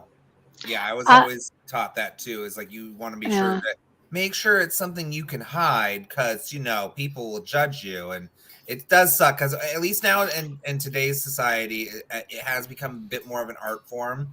And I mean, as long as it's something that's like offensive, you should be able to rock your stuff at the workplace. Like my boss didn't even say jack shit when I got this one done, but it was such a story piece. Can't really see it in this thing, but it was such a story piece for my clientele. Like they were all like, "Oh my god, that's beautiful! Like tell us all about it." So I don't think it really mattered. But like again, 20 years ago, if I was working at Chili's and I had tattoos like that, they would make me wear a long sleeve shirt and you'd have to cover it because it wasn't corporate appropriate. Yeah. Right. Now, to be fair, in the acting sphere, they still look down on you if you have tattoos, especially if you're a woman. This still happens. Well, yeah, because for them, they're like, "We're going to have to cover this. It's going to take you out of your character." So, here's makeup forever and a day. It's fair, it's true, but yeah, that's something that actually kept me from getting a tattoo for a really long time too, is because of the acting and that. Yeah, but finally I was like, "Fuck it," I got one, and no one's even looked at it. Yeah. So tattoos are definitely a thing that is much more on the rise of being normalized, which I think is honestly a positive thing. It is. Yeah. I think what it's interesting when you look back in like the 50s and like old photos and stuff in this country, and like every guy's got a suit on and he's got his hat on, and like everybody looked so homogenous. It was all exactly the same. And even my son and I were talking about recently how we were talking about sneakers and like how people would spend like $600-700 on a pair of Nikes or even more than that, all these sneaker cons. And I was thinking like how it's so funny that when I was growing up, an expensive pair of shoes was like nice leather Italian shoes that were for going out. Now your expensive shoes are sneakers. I grew up when we had the Nike pumps. Are you kidding me? The Reebok Air pumps. Jordans, that was when Yeah, Anthony, you and I know that trend very well about that because we grew up in that trend. Yeah, I feel like our generation was the start of the sneaker era where it became about the name brand. Like name brand stuff to me today, I still look at and go, I don't understand the need to spend thousands of dollars on ugly clothing. Like you look at anything Michael Kors. I find Michael Kors bags to be heinously hideous. They are the most basic brown ass bag that's got the one little damn near DK looking emblem from Donkey Kong Country. Like that's what you're buying. You're buying a goddamn keychain and putting it on a basic ass purse. Oh, look at my status. Look at my status. I spent money on this. I'm just like, that's an ugly damn bag, Brenda. Why? Why does that appeal to you? Like, even a fucking Louis Vuitton, I look at it and like, that's an ugly ass print on 90% of their shit. I don't understand the appeal. Like a BMW, I get it. Like, a Porsche, I get it. Like, those are gorgeous and they're expensive, and I would totally have a hot rod car like that. But like, as far as like fashion's concerned, no, Well, I'd rather have some built something for that kind of money. Well, I mean, like you were saying, the same generation, back from like what 91 to 97, it was nothing but status if you had a Tommy Hilfiger shirt. And it was literally a $3 shirt with one little emblem on it that made it into a $40 shirt. And by God, if you had the polo, that was a $90 shirt. And it was like, if you don't have that clothing, you're getting rejected. Period. Well, I mean, you had your pumps on with your Tommy Hilfiger with your starter jacket. Actually, the Reebok pump came before the Reebok pump was elementary school. Middle and high school was all the Tommy clothes. To be serious, to be truthful, and it's yeah. See, I was happy when Converse became popular because I could get a pair of those. I will say I loved Baby Fat. But that's me. Yeah. That was the only brand that I was like, yes, I want this. Other than that, I was just like, clothes. Yeah. I was so. For me, it was always, I'm poor. Right. I'll play video games. That's what I'll save my lunch money for. Right. I'm poor. I will play video games. As a group of people, Baby Fat, who don't do this, let me ask you: how do you guys feel about sagging? Does it piss you? People who sag their pants. Well, they were trying to pass laws to ban sagging. Yeah. Well, okay, I find it interesting that it started as like a jail culture thing. Yep. For who was like ready to take it up the ass. Like how the fact that trickled out into mainstream is like, yeah, this makes me cool. I'm just like, so are you on the DL? Is that what's going on here? I'm not sure you realize what that means, sir. But otherwise, I always look at that and go, how the fuck are you walking around without it like falling completely down? Because even with me, like I lost a little bit of weight. My pants are falling off my ass. How do you run from the cops like that? Past the threshold of my butt crack, it's gonna fall right down, and then I'm just gonna be pantsless. I don't know what kind of ridiculous voodoo magic keeps pants up on your thighs. I can just tell you, as a woman, that is not sexy. Not enormous cock. That just makes you look trashy. It makes you look trashy. Don't do it. There's so many more respectable ways to dress attire wise. Like wearing. I think everybody should have their own style and fashion. Like whatever makes you feel like $1 million, wear it. So if I go out in my little fox hoodie and like some goofy ass clothes, I give no shits. What's fun is that if I wear that fox hoodie out in public, everyone comments on it. They're like, "I love your hat. That's a really cool hat." I'm like, thank you. I agree. That's why it's on my head. I showed up at my restaurant tonight after I couldn't get into that show just to like see if I can get a snack before this. And it was so fun because everyone lit up when I walked in the room. They're like, "Oh my God, you look amazing. Are you going to your thing?" And I'm like, "No, they were sold out." They're like, "Okay, we'll take pictures." Like, so you do look amazing. What about you, Forrest? Does it bother you to see kids in sagging pants? It doesn't bother me because I mean it's none of my business or concern. But it's been around forever. Yeah, it's been Thomas, thank you for weighing in. And how are you, buddy? Thomas is our biggest gaming supporter. I know, he's amazing. Woo! No, Van, it I doesn't just- bother me. Thanks for coming. Well, we see Thomas in a lot of different channels. Thank you for.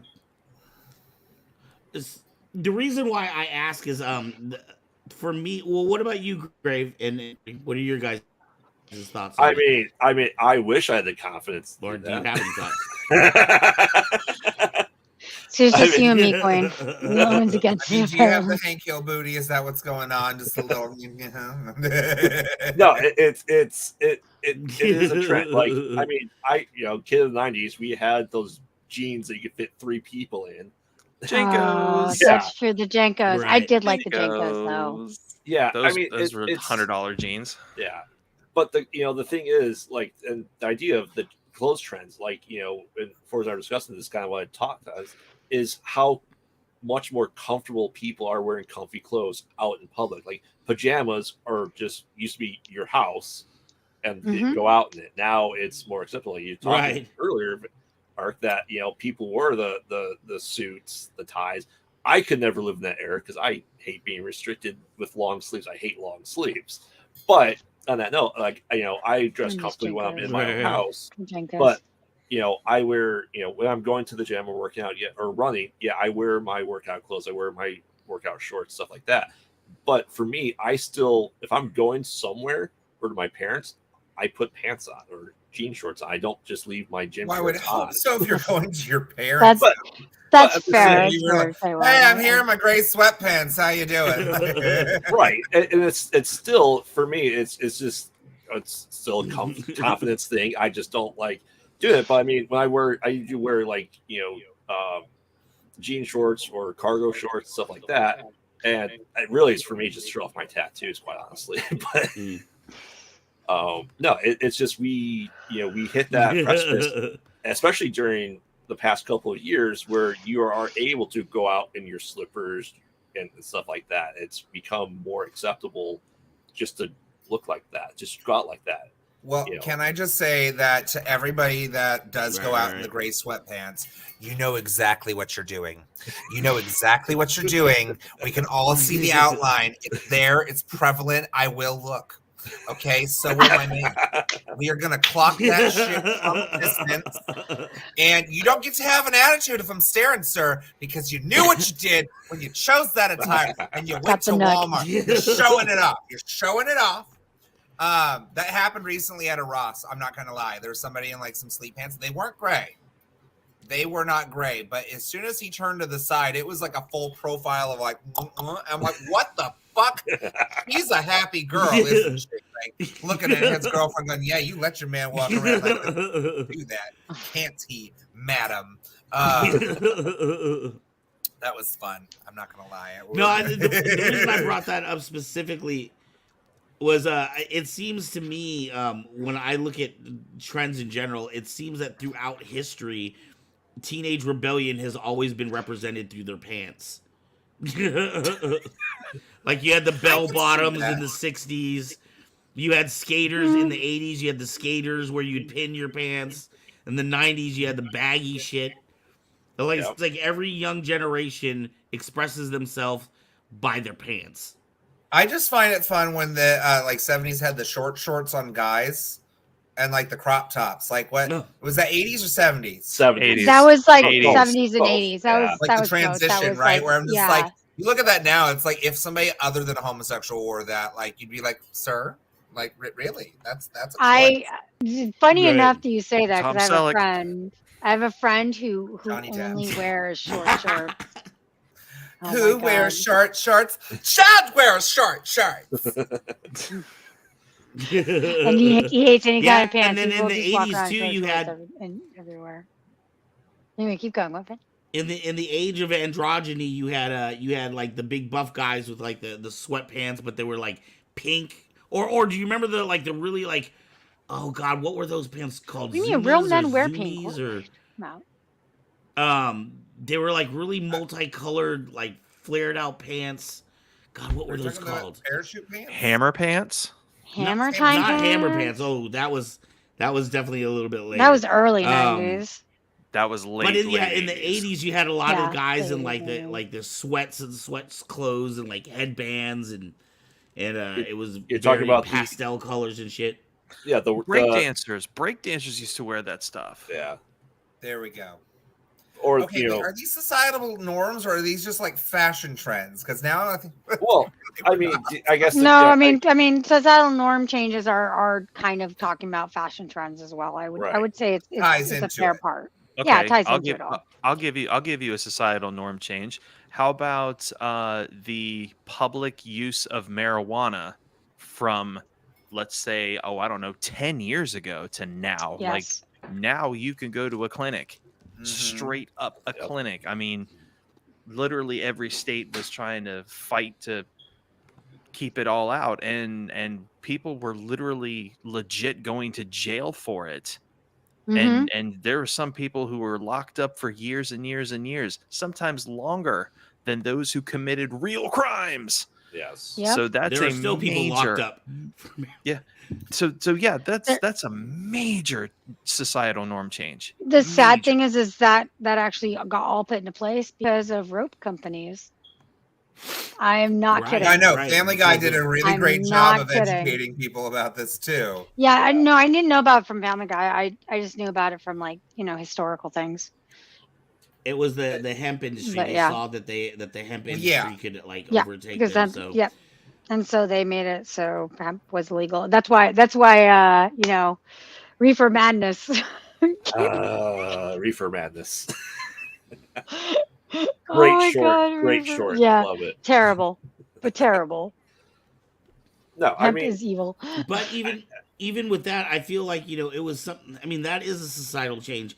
I don't know if some Yes. people would say it's for the better or for the worse. But I do like that. I mean, because there are so many people that get medicinal use from it. There are people that have cancer or people that deal with severe pain. Mm-hmm. That that use marijuana to help them through their sickness, and so I think for those people that's excellent. I'm a huge pothead myself, but I Guilty. also wouldn't walk around the parking lot at Target, smoking a joint with like little kids standing next to me. That's something I'm gonna Florida do. in my man house. does. yeah. Florida man is. What Florida does does what everything. doesn't Florida man do? Leave Florida. Live past 60. 40. Oh God, guys. No, I mean, I Y'all agree watch that, this. Yeah. I think, I mean, is marijuana, I think marijuana should be legalized. I think it is we're always looking for that potential cancer curing stuff, and America classifies it as a class 1 drug. Therefore, we can't experiment on it. We can't create a safer way of doing it. And Israel is like the biggest producer of science that comes from marijuana. And the idea of having THC or CBD strips you just dissolve on your tongue, it's a medicine that we should look into because it's not addictive. You can't overdose from it, and it's something we need to do. Right. And it's always been that thing because let's face it, everyone smoked cigarettes, but we went through that smoking ban everywhere, right? We went through prohibition with alcohol and it's stuff like that. And a lot of people are saying that when coffee became popular, we had that big renaissance, that the light. Yeah, it's called the Age of Enlightenment. Mm-hmm. Yeah, I and think that had a big thing to do with with coffee. Yeah. And people are saying that marijuana is the next step, and that's going to be the next enlightenment age, potentially. People people come together and minds coming together to discuss things. So coffee. What I researched before tonight with this topic was that what really spurs on a lot of societal changes does have a lot to do with science and technology and our understanding of things. So it has been the result of seeing the treatments of using CBD and THC for people with things like seizures or other medical issues, that we're seeing all of these like wonderful medical benefits. And like you said, it's a substance that you can't overdose from. Yeah. So, I mean, it's one of those things that you like literally would never be able to imbibe enough to do that without just like passing out beforehand. So anybody who gets like really stoned out there, if like you take a few edibles and you're freaking out, just remind yourself, I can't die from this. Just drink some milk and you'll be cool. Like you're all good. For anybody tripping balls right now while watching this, just know you'll be fine. Now, if you did too many shrooms or something else, I mean, the devil's lettuce. But even with like the war on drugs, it's kind of like ironic that back in the day they would use like cocaine to treat a toothache, or heroin was in freaking cough medicine. Like people back then in the day were like really getting some interesting treatments. Where they're like, I'll feel great now. All right, let's go. Drugs are only legal if you have a lobbyist Give me company more behind morphine. you. Right. What's interesting is like how that all came about, and kind of goes into the prism system and prison system and all that, and it's really that's a whole nother topic for a whole nother day The because industrial you could prison get system, really into absolutely. why war on drugs and how Oh that yeah, whole that history too. of that came about. Not for necessarily really great reasons, Are they but yeah, ever? no, CIA releasing crack into the inner cities. yeah, there's that, yeah. What other societal norm changes have we seen? One that I think Uh, is a more of a Zoom. pleasant one is more fathers, being seen as caretakers, and it not being so weird for Something a that's dad gendered. to I think that's to a great societal norm change.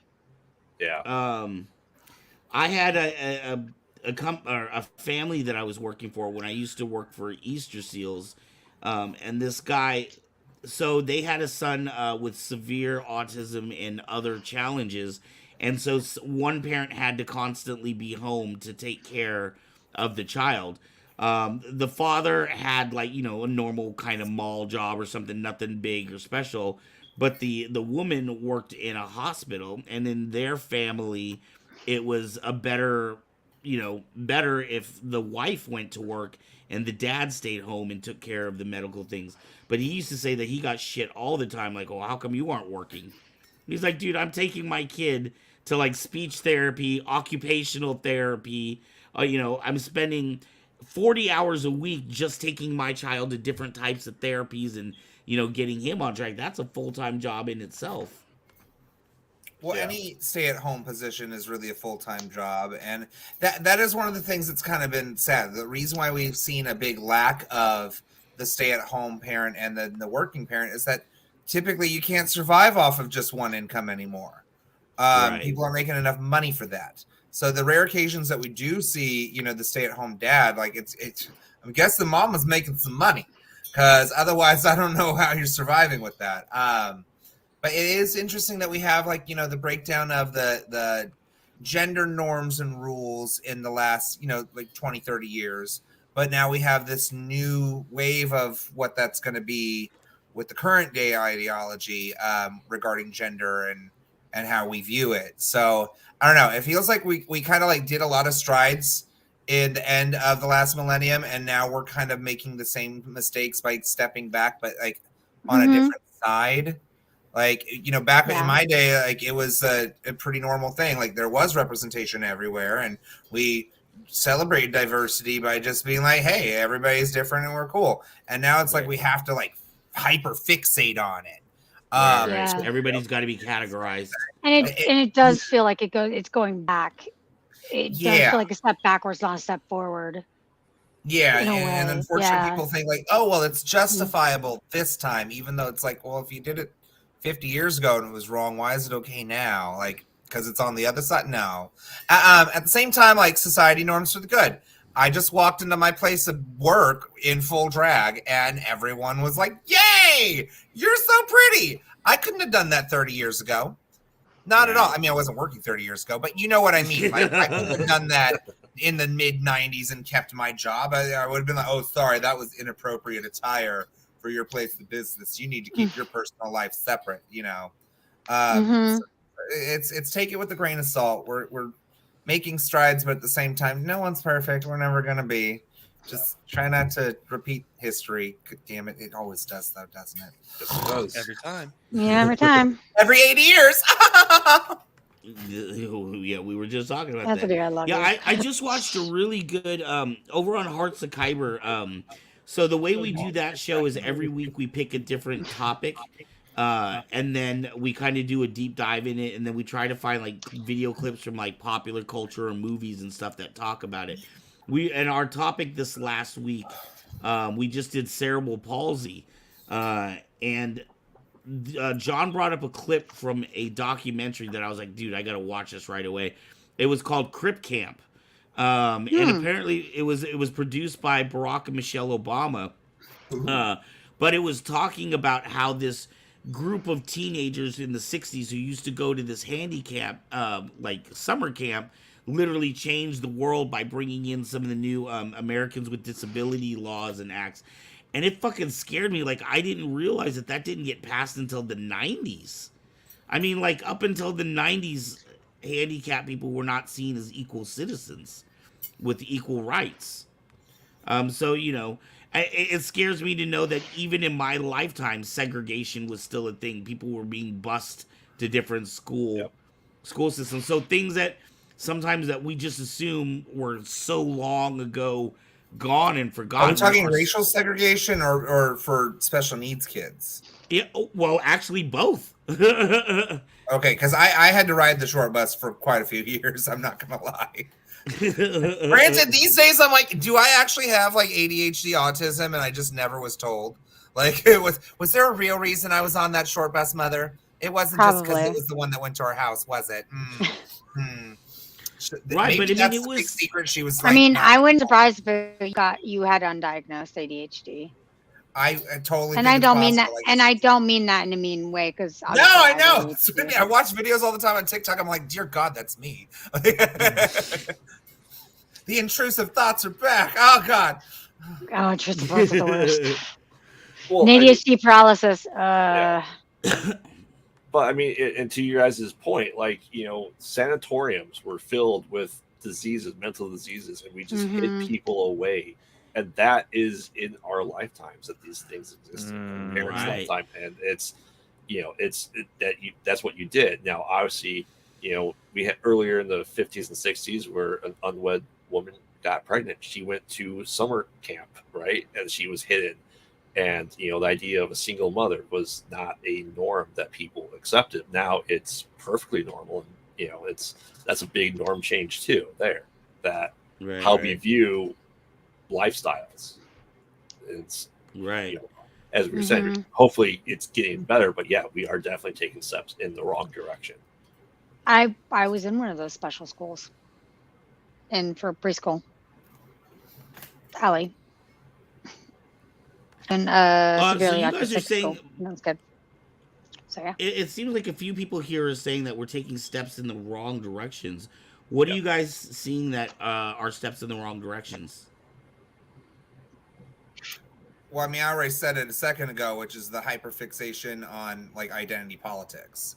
I don't think that focusing division through the bodies that we're born in, that we have no choice in the matter. Like it seems like stupid things to really fixate on. Like race should not be an issue. Gender really should not be an issue.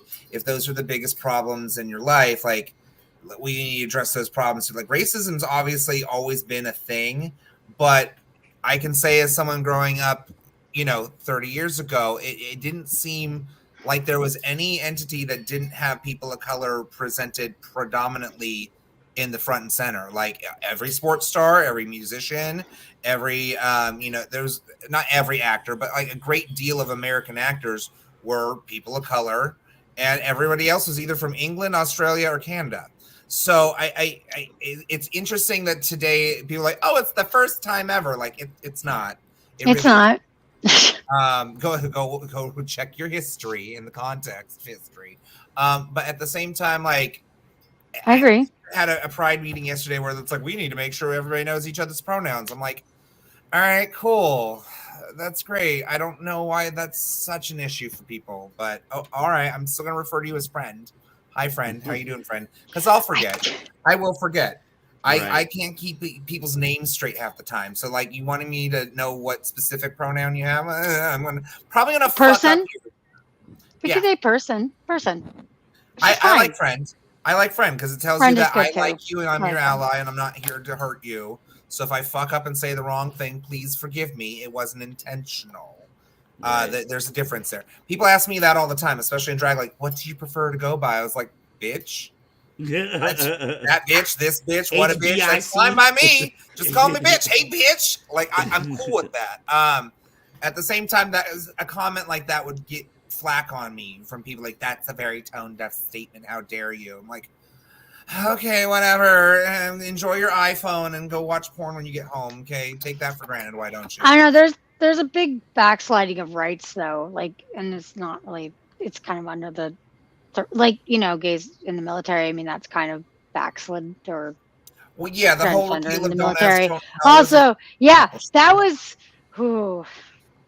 and that's just it. Like as somebody growing up gay in the end of the last millennium, it was a little different from today's day and age. Like Yeah. it really was a scarier time. Like you were scared to come out of the closet because you were afraid someone might actually kill you. Well, I'm saying, You and then know, they have all that, and it was good. Now it's progressive, but now they're kind of going back on a lot of they had well, been in the yeah, last few years. They have. That's what I'm talking about. yeah, Also, Roe v. Wade being overturned. That's a step yes, backward. Yeah. That is yeah, not that good. is too. That's not good. That is a. ugh. That is true. I mean, the sad truth is that And the a lot of the Republicans misogyny their and hand with you know this.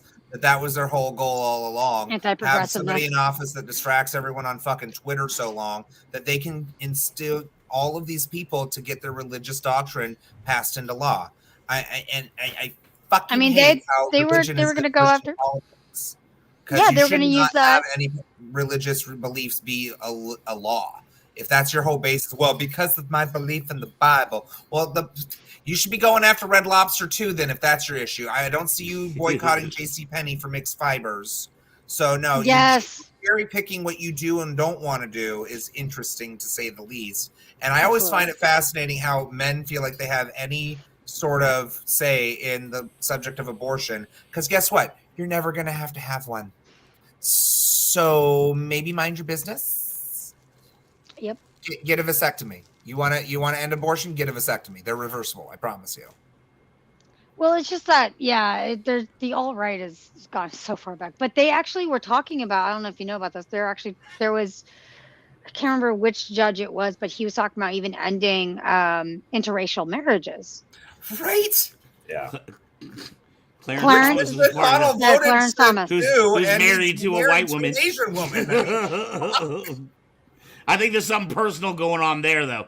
maybe it's like his roundabout way, like I there's- can't file for divorce, but this way, honey, you won't have. But if there was a law passed, bitch, you out.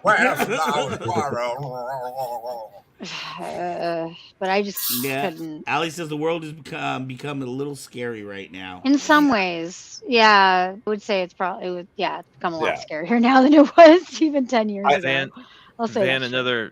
another step in the wrong direction that we continue to go is that we are still, to this very day, we are still fucking fat shaming.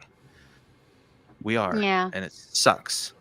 And Yep. Actually, no. and- Well, no. I'll let you finish. Sorry, my bad. well, Go I ahead. mean, this is how you get people like me in my current My mental phone's state over. because stuff like that just doesn't stop. I mean, it's everywhere. It's very relevant. And it does affect people, even those who are trying, especially those who are trying their best to just improve their life, even whether they want to be respected more by others or if they're just trying to save their damn life. It's everywhere, and it does hurt, and it does scar, and it changes people. It sometimes changes them for the worse. Right. And This it's is an personal and interesting it freaking topic for sucks. me as a big man because I feel like we started to go in the opposite direction in a bad way, like with the body consciousness movement or the It's whatever. the body positivity movement, or health at every size. Exactly. Where we almost put So- obesity on a pedestal of like, no, you could be 500 pounds and you're glorious, you're amazing, you're fantastic, you're so But It's great. they're not addressing the health concerns that go along Correct. with that. And there's a there's Yeah. a double-edged sword for that because now if you want to be healthy, it's behind a paywall. And most Right. of those paywalls lead right back into your bad habits anyway because Mhm. there is no one right way. I mean, there's right ways for certain people according to their composition and their anatomy and their allergies and stuff like that. And my God, I'm not going to do this again on another damn show. Point being, several paths can get you to where you need to be. You just got to you got to know what to do.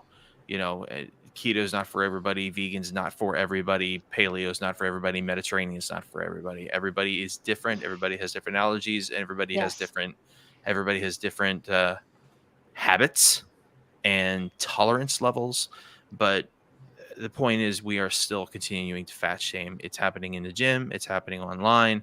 It's happening everywhere, and it just makes things more and more and more difficult. Yeah, I've seen some TikToks going the other direction where people are like, "Oh, you're actually prejudiced if you go to the gym. If you talk about working Ugh. out and stuff like that, that's actually a prejudice against bigger people. Or if you Okay. don't date bigger people, that's a prejudice against I Okay. mean, that's them." projection, but okay. Right. Right. Okay. So love me or you're prejudiced. Oh, that's the one I'll never understand either right now. It's that if you don't date me, you're a bigot, but if you do want to date me, you're fetishizing me. Like, pick a lane.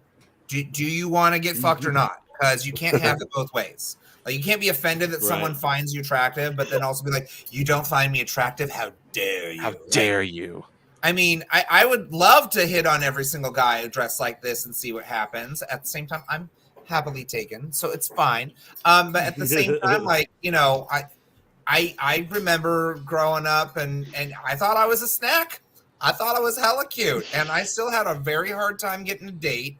The only people that wanted to date me, I just had no interest in because I was like, I'm sorry, I don't find you attractive. I'm not. Right. And it wasn't even that I didn't find them physically attractive. It's that I didn't find them mentally stimulating. Yeah. There was something about their personality that I was like, ooh, I really want to see where this goes, At the same time, people get unrealistic crushes all the time. Like, oh, you like this one person because they just are so stunning and gorgeous to you, and they don't want to give you the fucking time of day. Like that's just called life.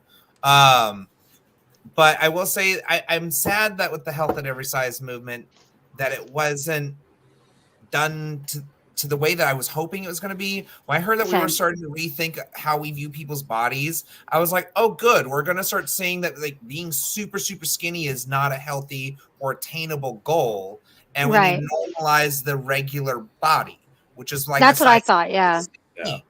Like something between 12 and 16, you are perfectly healthy. You are perfectly fine. There's nothing wrong with having a little bit of chub. Like I got a little bit of chub. People tell me that all the time. Like, you're not fat. I was like, okay, I know that. But like in gay standards, I certainly am. I'm not straight fat, but I'm gay fat. That's for damn sure. Like in my community, like I'm clinically obese.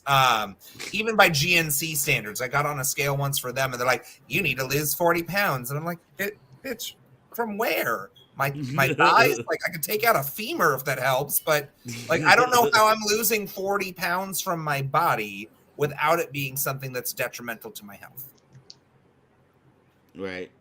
No, I agree. And I was just watching that, the whole what's sad is that it's like we really should be normalizing healthy bodies, not just overly thin bodies or overly overweight bodies. But we need to and that's the sad thing is I've seen one of the things that they're talking about even 20 years ago, there was this very unrealistic standard for women. The heroin cheat. 135 pounds was fat because that's what Bridget Jones was. Bridget Jones' Diary. She was only 135 and that was considered obese. And then they had the body positivity movement, which was, oh yeah, women, you're beautiful no matter what size you are. And now they're actually getting back into that heroin chic sort of look again, which is that's really because the 90s are back. Yeah, it could be. Have you seen the fashion on these kids? It's all the ripped up jeans, and I'm just waiting for. That's been that way since like what 5 years ago. Yes. Yeah, I've never understood skinny jeans. That's one fashion trend that I always look at and go, I don't see how this works. Like I've never been able to wear a pair of skinny jeans in my life because I get to about my thigh and then it refuses to go up any further. I like the skinny jeans. I like them and I like the high rise. I like high rise jeans and I do like the skinny jeans. I also love the flare jeans too, which will be great seeing them come back. But the reason why I like skinny jeans is because I can put my boots in them, or like I can put boots over them. It's really. Yeah, they're practical. They're practical to me. Wear jeggings. I can't wear the skinny jeans. Yeah, I mean, I have like everything's jeans. A slim cut. I'm like, son of a bitch. Where's a straight cut goddamn pant for me? Maybe I'm misunderstanding skinny jeans versus straight jeans. I don't know. Mez is like flares. I love the flares. Flares are good. I love flares. I mean, I'll never forget walking into a store in 2015, which is weird because it's like, wait, what? I feel on my 10 years of like the 80s coming back, but I think it was like 2015 or 16. I walk into the mall. Yeah, some malls were still pretty big, and I'm like, oh my god, the 80s called. They want their fashion back because all I saw was 80s fashion everywhere. And while it was awesome, I was like, oh my god, I cannot stand those bright yellows. Oh my god, highlighter yellow for colors. This is the 80s again. Oh god. It's the nostalgia of it all. I'm actually shocked that more 70s fashion didn't come back into play. It was in the thousands. It was big in the I mean, I missed the Farrah Fawcett hair. Maybe it was the balayage that was. Well, I think the I want more bedazzled jeans. the thrift store shops became popular in the early thousands, where you went got all the 70s clothes. Yeah. I honestly want to get all of the oversized like overalls. Those are so adorable to me. Maybe it's because I prefer of dapper Jennifer Love fashion Hewitt, from like the but 1920s. Give me that Zoot Suit Riot, the whole like bartender with the straps. Speaking my language. I'm not big on the flapper dresses, but I will definitely wear. Okay, all of fuck the these girls. things. I'm talking about the men folk. I like Hell the yeah. men's fashion back then. Did you I see? want to Did shut you off. not see Miss Garter Queen that I put? I want to dress like Cary Grant now, and you showed me that picture. Yes. If you go as Marilyn Monroe, I'll go as Cary Grant, baby. Again, I was almost hurt tonight. It's just my wig needs some more TLC, and I wasn't wearing that dress out in the rain. I'll tell you what. Yeah, no, I agree. Moisture. I'll tell you what. In 3 months, 2 queens and a 4s need to hit the town 20 style, like straight up. Actually, Probably I'll take it back. Go to that place that Phil went to. We can dress up we could dress up Mr. Fours as Cary Grant and Queens. You can totally do that. We'll do that. Oh my god, we'll take. I'll do gentlemen prefer blondes. You can wear the classic white dress if you feel like it. Hell yeah! But you have to do my makeup, honey, because that's okay. I can that's try. how. We need to find that dress. Doing that well. We'll have to do that. Is so different from my own. Well, you could either that or you could just give me a tutorial so we could do that. Nutso wants to come along too. Hell yeah, Premier Mommy can totally come. We will, yeah, of course. We'll make this a whole thing. I want a corset vest too. I've seen those for men lately online. I'm like, yes. There are corset vests? What? There are corset vests. So they lace up in the back, and it's otherwise like a full-on, nice vest in the front. But that would just be so lovely. I could just be all stitched for work and looking like a snap. Oh shit! It's about that time, isn't it, Van? Oh god, it is. How did that happen? Really quick, I I want don't to say, how does Van what's have a up to black Ryan? cat too? Does everyone in this group have a black cat? No, I have a black Everybody has a dog. black. He's got. Black animal Everyone of in the some group sort. has a black pet. Gotcha. I got a black yeah, dog and cat. but we'll look for another Marilyn Monroe style thing. Like we'll have to do it as a group thing and like get that all together because I have no eye for fashion, honey. So you're gonna have to help me. Well, I have plenty of dresses in my repertoire. Trust. Okay, of course I It might trust. be a little baggy really on you, quick. but we'll just snap a belt on it. You'll be fine. Okay.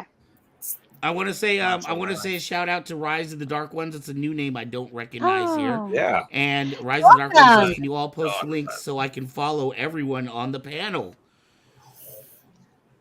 Oh wow! Oh. Don't Yeah. worry, don't worry, Rise of the Dark Ones. We do that at the end. We let everyone know. Oh yeah, we do tell you. Yeah, we do tell you. I don't think we actually posted in the things, but and you know what? Speaking of the end, we are over our 2 hours. Let's just go ahead and start with where we're at. Oh wait, here we go. Thank you, Mez. That'll help you link down to a bunch of us. Okay, go ahead, Forrest.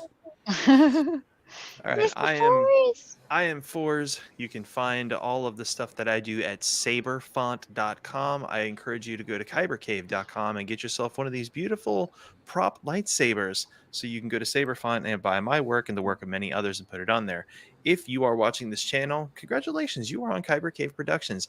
I do a butt ton of videos on this channel. Let's see. Never-ending.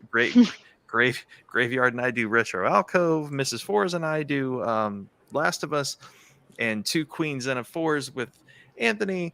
And let's see, Van has come on lives with me. There's Thursday night lives, and I'm here on Fridays. God, it's almost every day of the week, and I love every second of it. So, And not to mention what you're doing on Distance Nerding.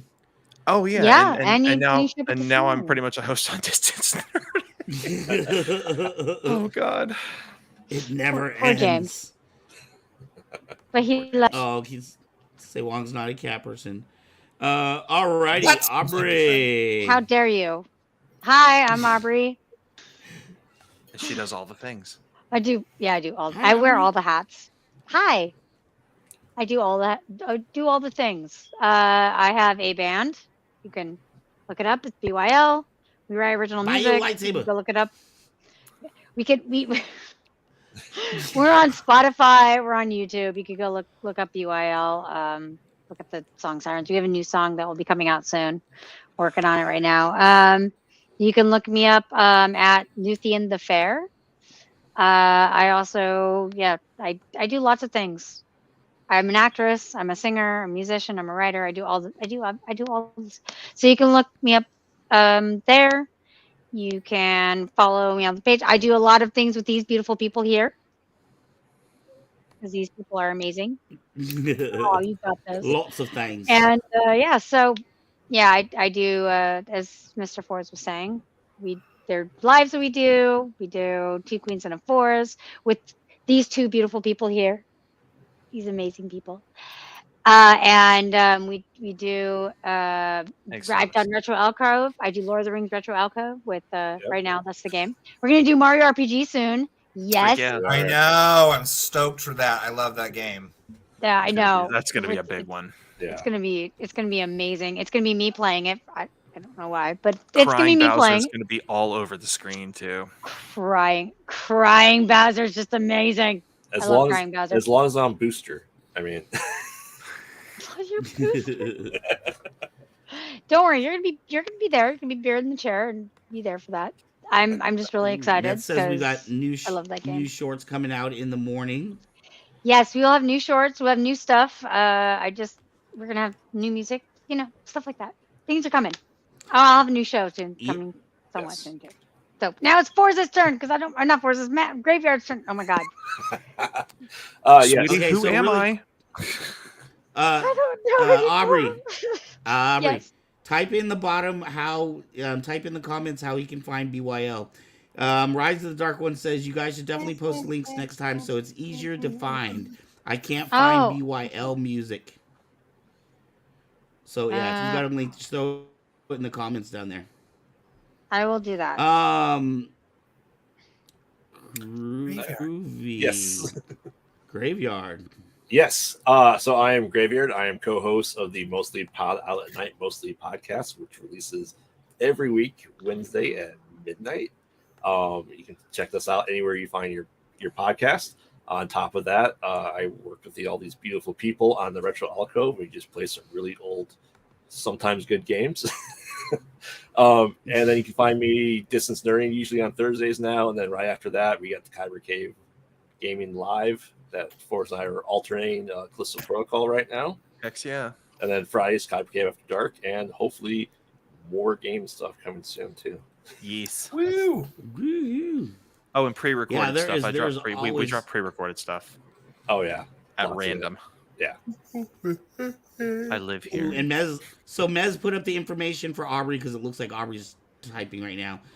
Mez already got was, Aubrey's and Graveyard's info down there. Yes, thank you. I love you, Matt. Mez has you guys. Agent covered. M is on it. Yes, That's why Uh, he says Agent M. my website's almost done, so I'm posting that soon.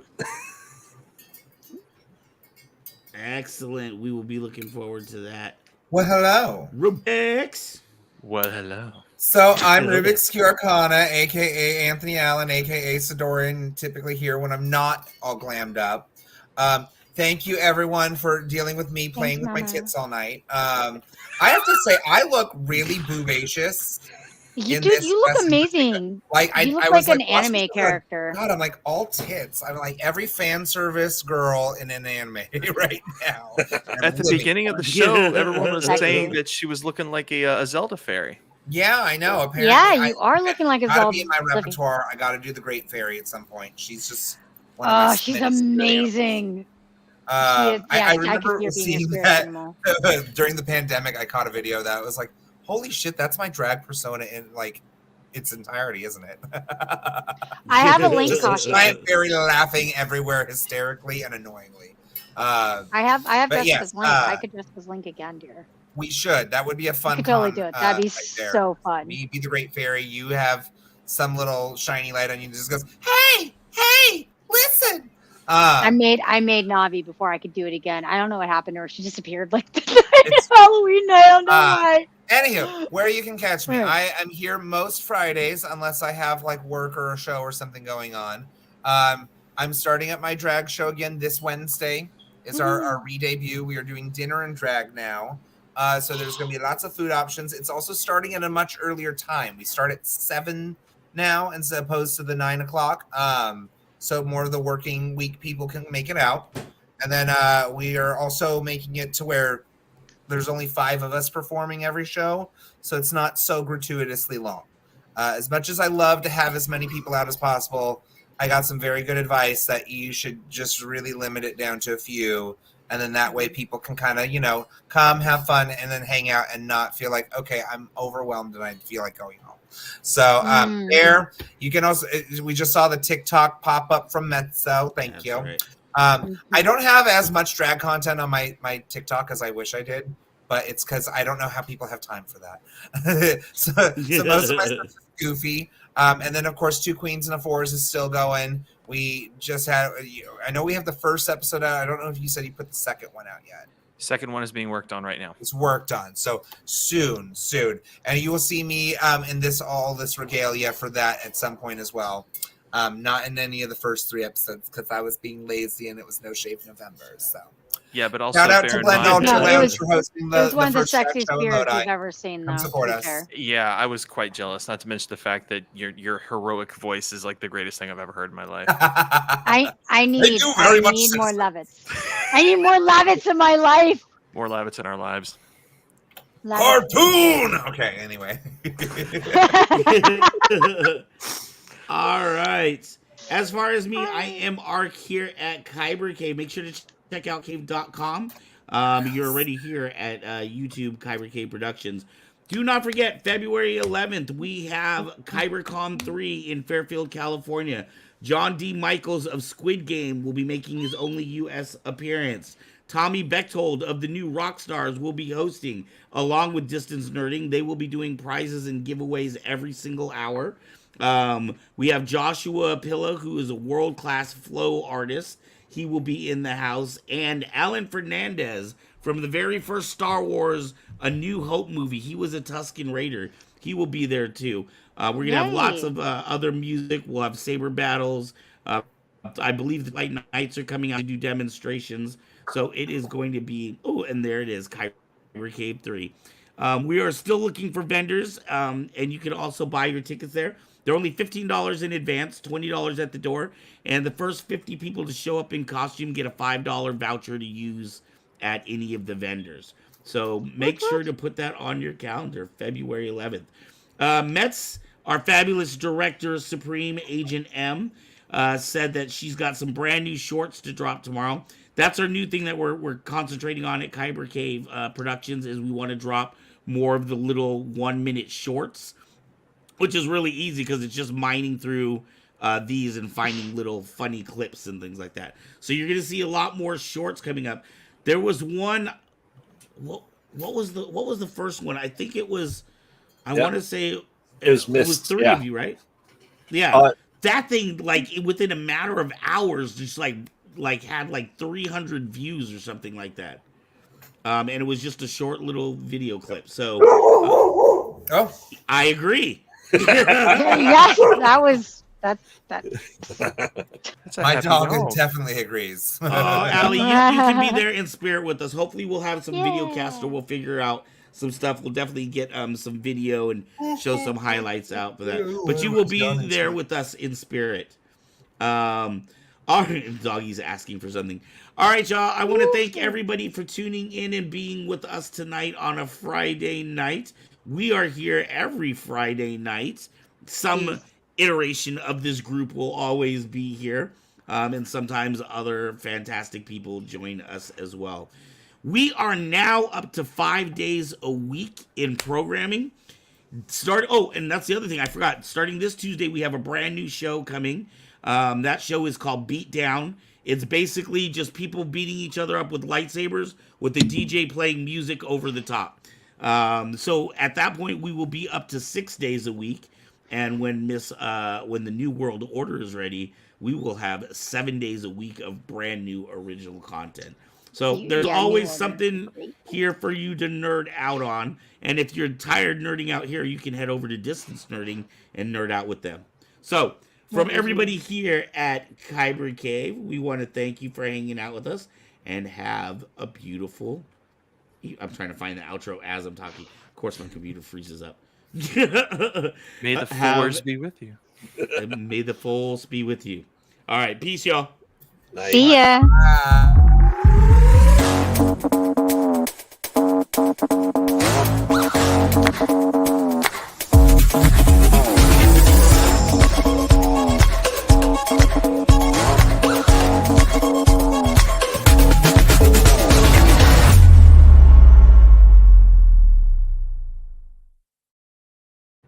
A guy who wants it to be like the 1960s.